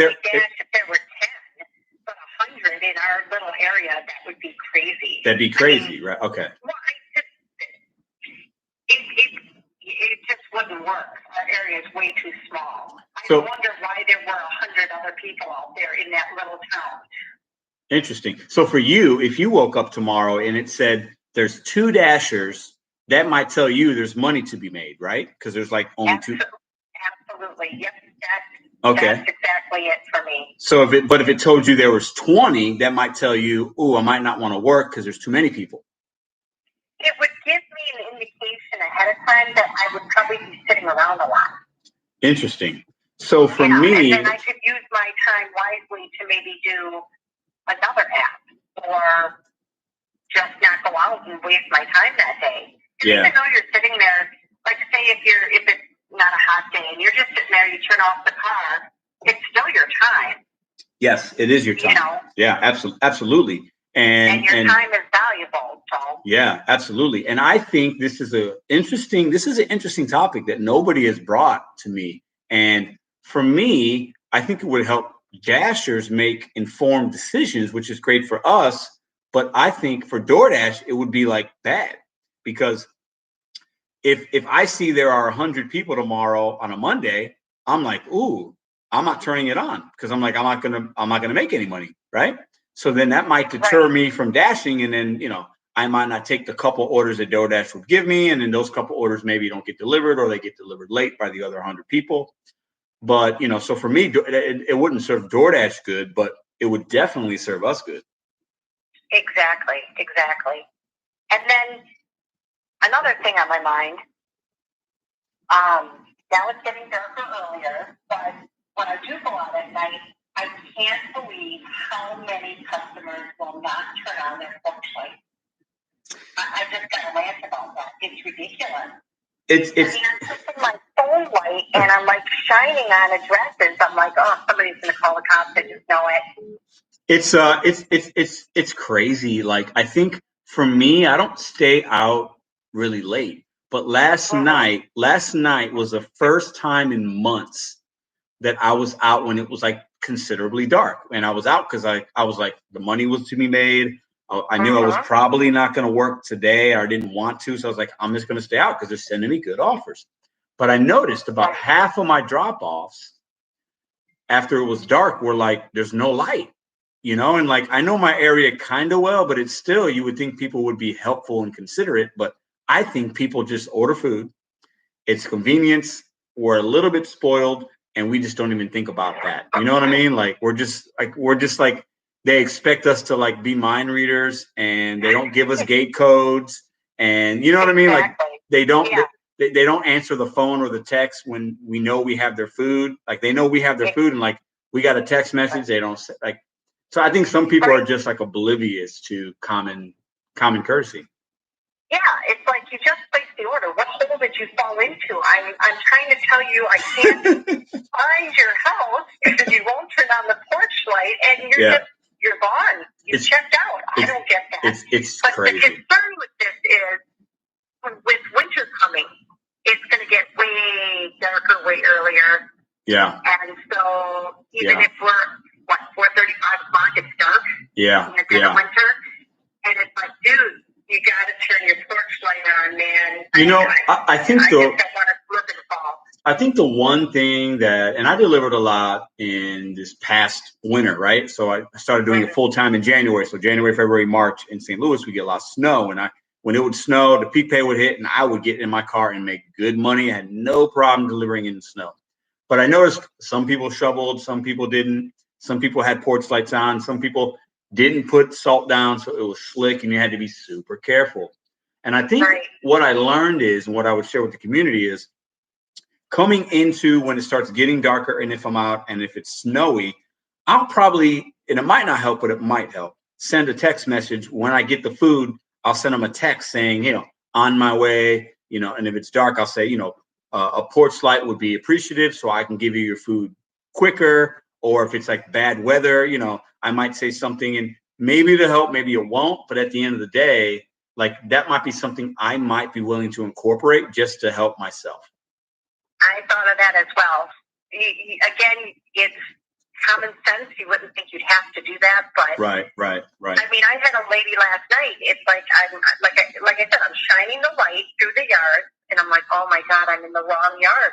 So I walked next door, and then I was like, you know, I'm standing there with my cell phone like over me, so she can see me and I can see the door.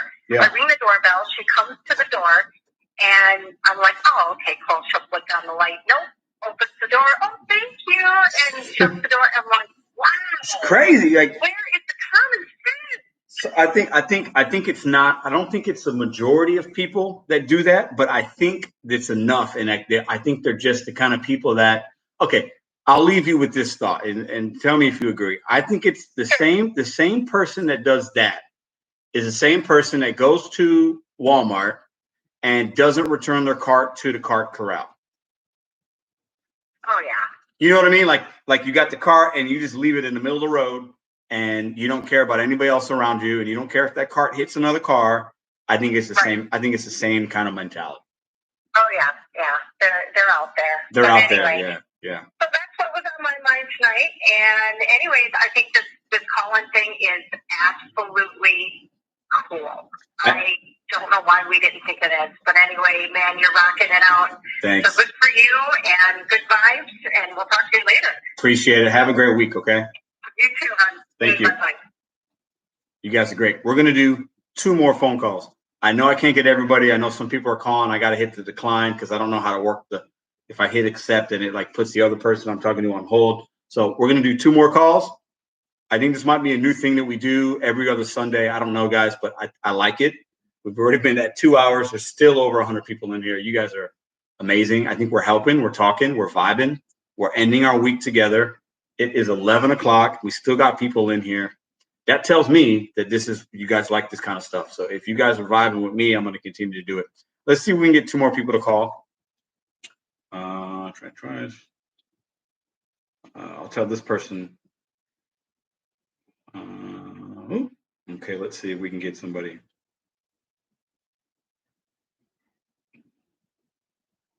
I got a couple text messages in here. Okay. So just so you guys know, for full transparency, the line that you guys are calling on, okay, this is a phone that I don't use for anything. I use it for DoorDash, but it's not a line that I use. It's not a phone number that I use. So, yeah. So we'll see if we can get 2 more calls. If we don't get anybody that calls, we'll just end it. Let's look at some of these great format. Dash and Grandpa. Thanks, man. You know what? I envision something like this. It's kind of like a podcast or like a late night talk radio. Isn't it like late night call-in radio? For all my people out there that know what that is, you listen to like a local radio show and people call in. This is the vibe I'm getting. And I don't know if anybody else is doing this on YouTube. And I think this is kind of fun. All right, we got a caller here. You are live with Pedro DoorDash Santiago. Who do we have on the line? My name's Damien. Damien, how are you, my friend? What would you like to talk about? I want to talk about a huge pet peeve of mine. Okay. I'd love your take on it. And basically, it's as dashers and delivery drivers, when we go somewhere, let's just say Wingstop, for instance, and you're like, hey, I got a DoorDash for Pedro. And then they give you the food and they put a cup and they say, all right, get a large Sprite. I have a few issues with that. First off, it violates OSHA, the health and the safety. And then there's a few different situations that this could happen. If they could be busy and it could be slow. I think we all feel for them when they're busy. If I go to Subway, the line's to the door, okay, I fill up the drink cup. When I go somewhere and it's slow, and they put down that drink cup, then they watch me do their job. Oh, heck no, that pisses me off. Now I don't want to ever fill up the drink cup. I've called the health department, and it's a big issue for me, Pedro. I want to hear your thoughts on it. So thank you for calling in. We had somebody call earlier with the same thing, and I'm gonna tell them the same thing, and I will be completely honest with you. Okay, I'm never gonna tell you what I think you want to hear, and I'll give you my real opinion. Now, I think you bring up some really good points about the OSHA, and the other caller didn't say that. I know what OSHA is. I worked in food service for 18 years. I myself am ServSafe certified. I know how to handle food. I know not to put my hand in the cup. I know how to not put my hand on the bottom or the inside of the lid. Like, I was taught that stuff, right? And I taught others how to handle food, handle drinks. I personally don't have a problem making a drink, and this is why. Now, I've had to do it probably, I'm at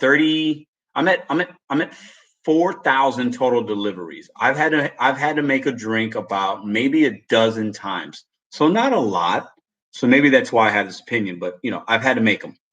But I don't mind it only because I'm just trying to keep moving, right? But bigger picture, you are right. Bigger picture, we should not, as delivery drivers, be making drinks. We shouldn't. It's against food safety handling.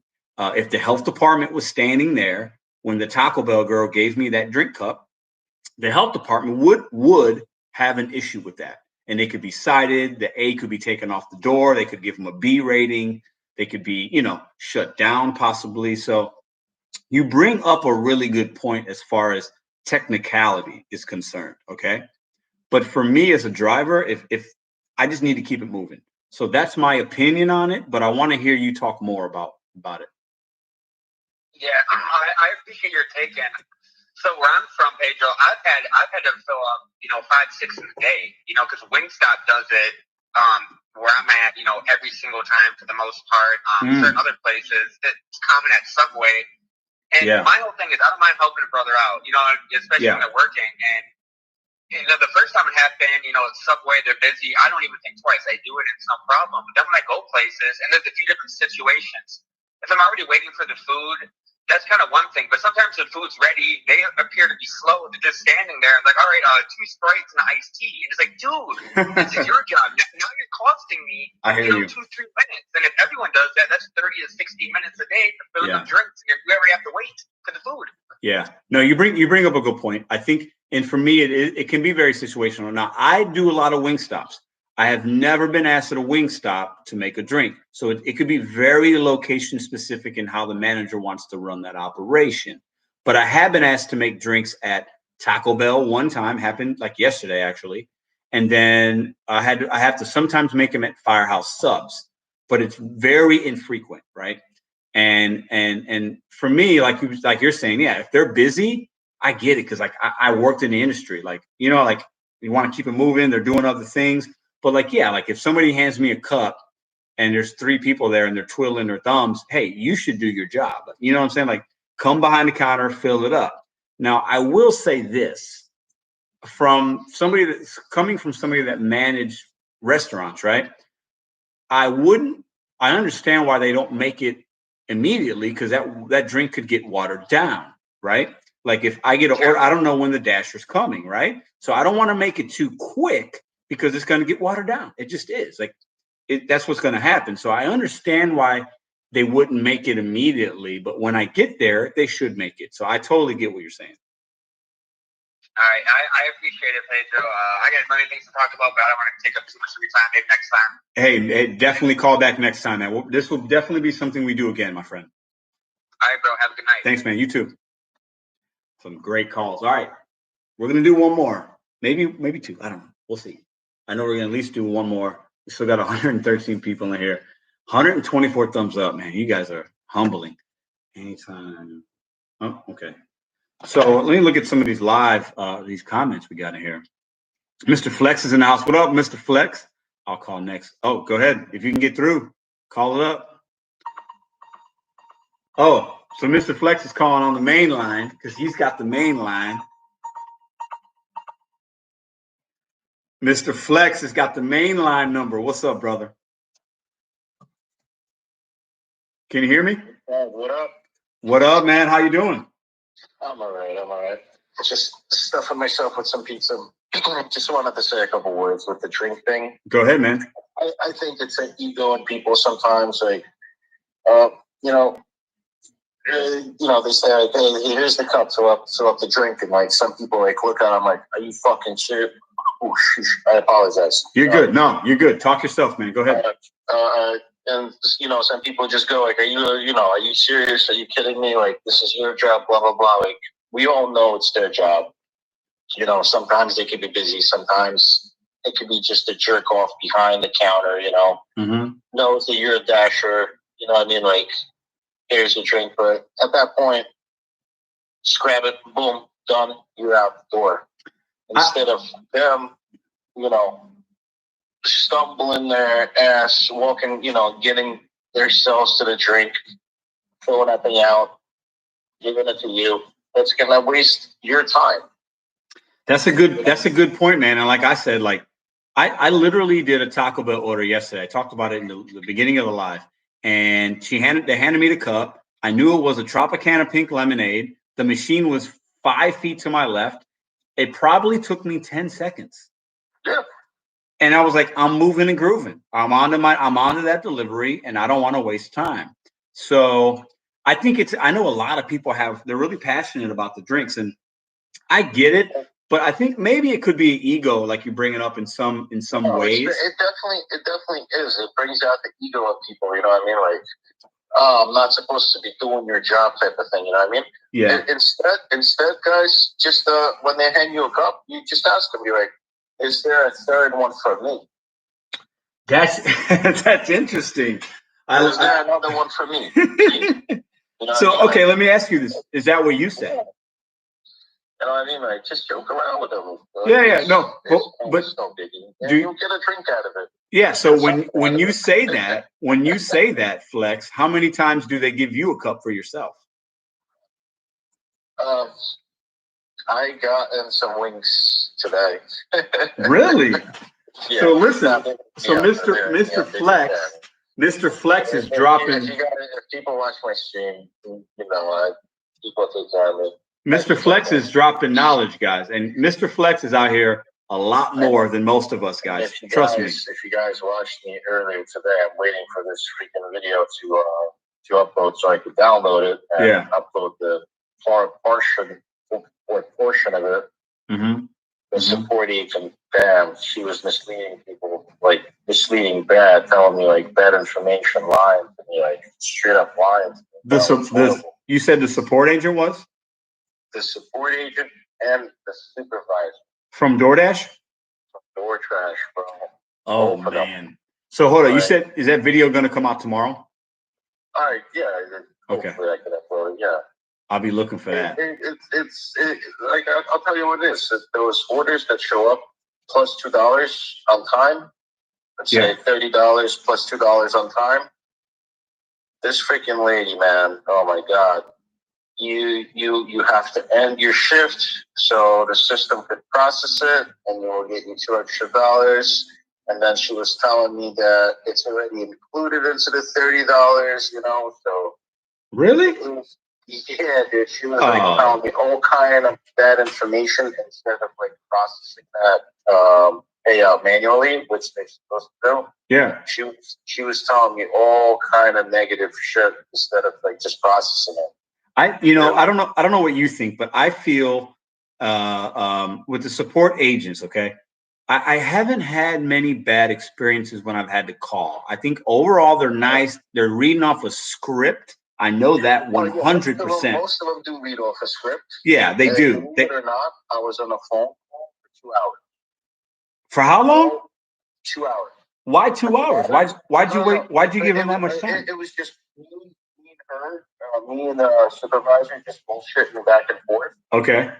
The thing is, he got caught in a lie badly with telling me that information. He's trying to get me off the phone and not pay me the $2. She got herself in a lie. She was, as I said, I straight up told her, I'm like, you're bullshitting. I said, you're telling me BS. You're telling me lies.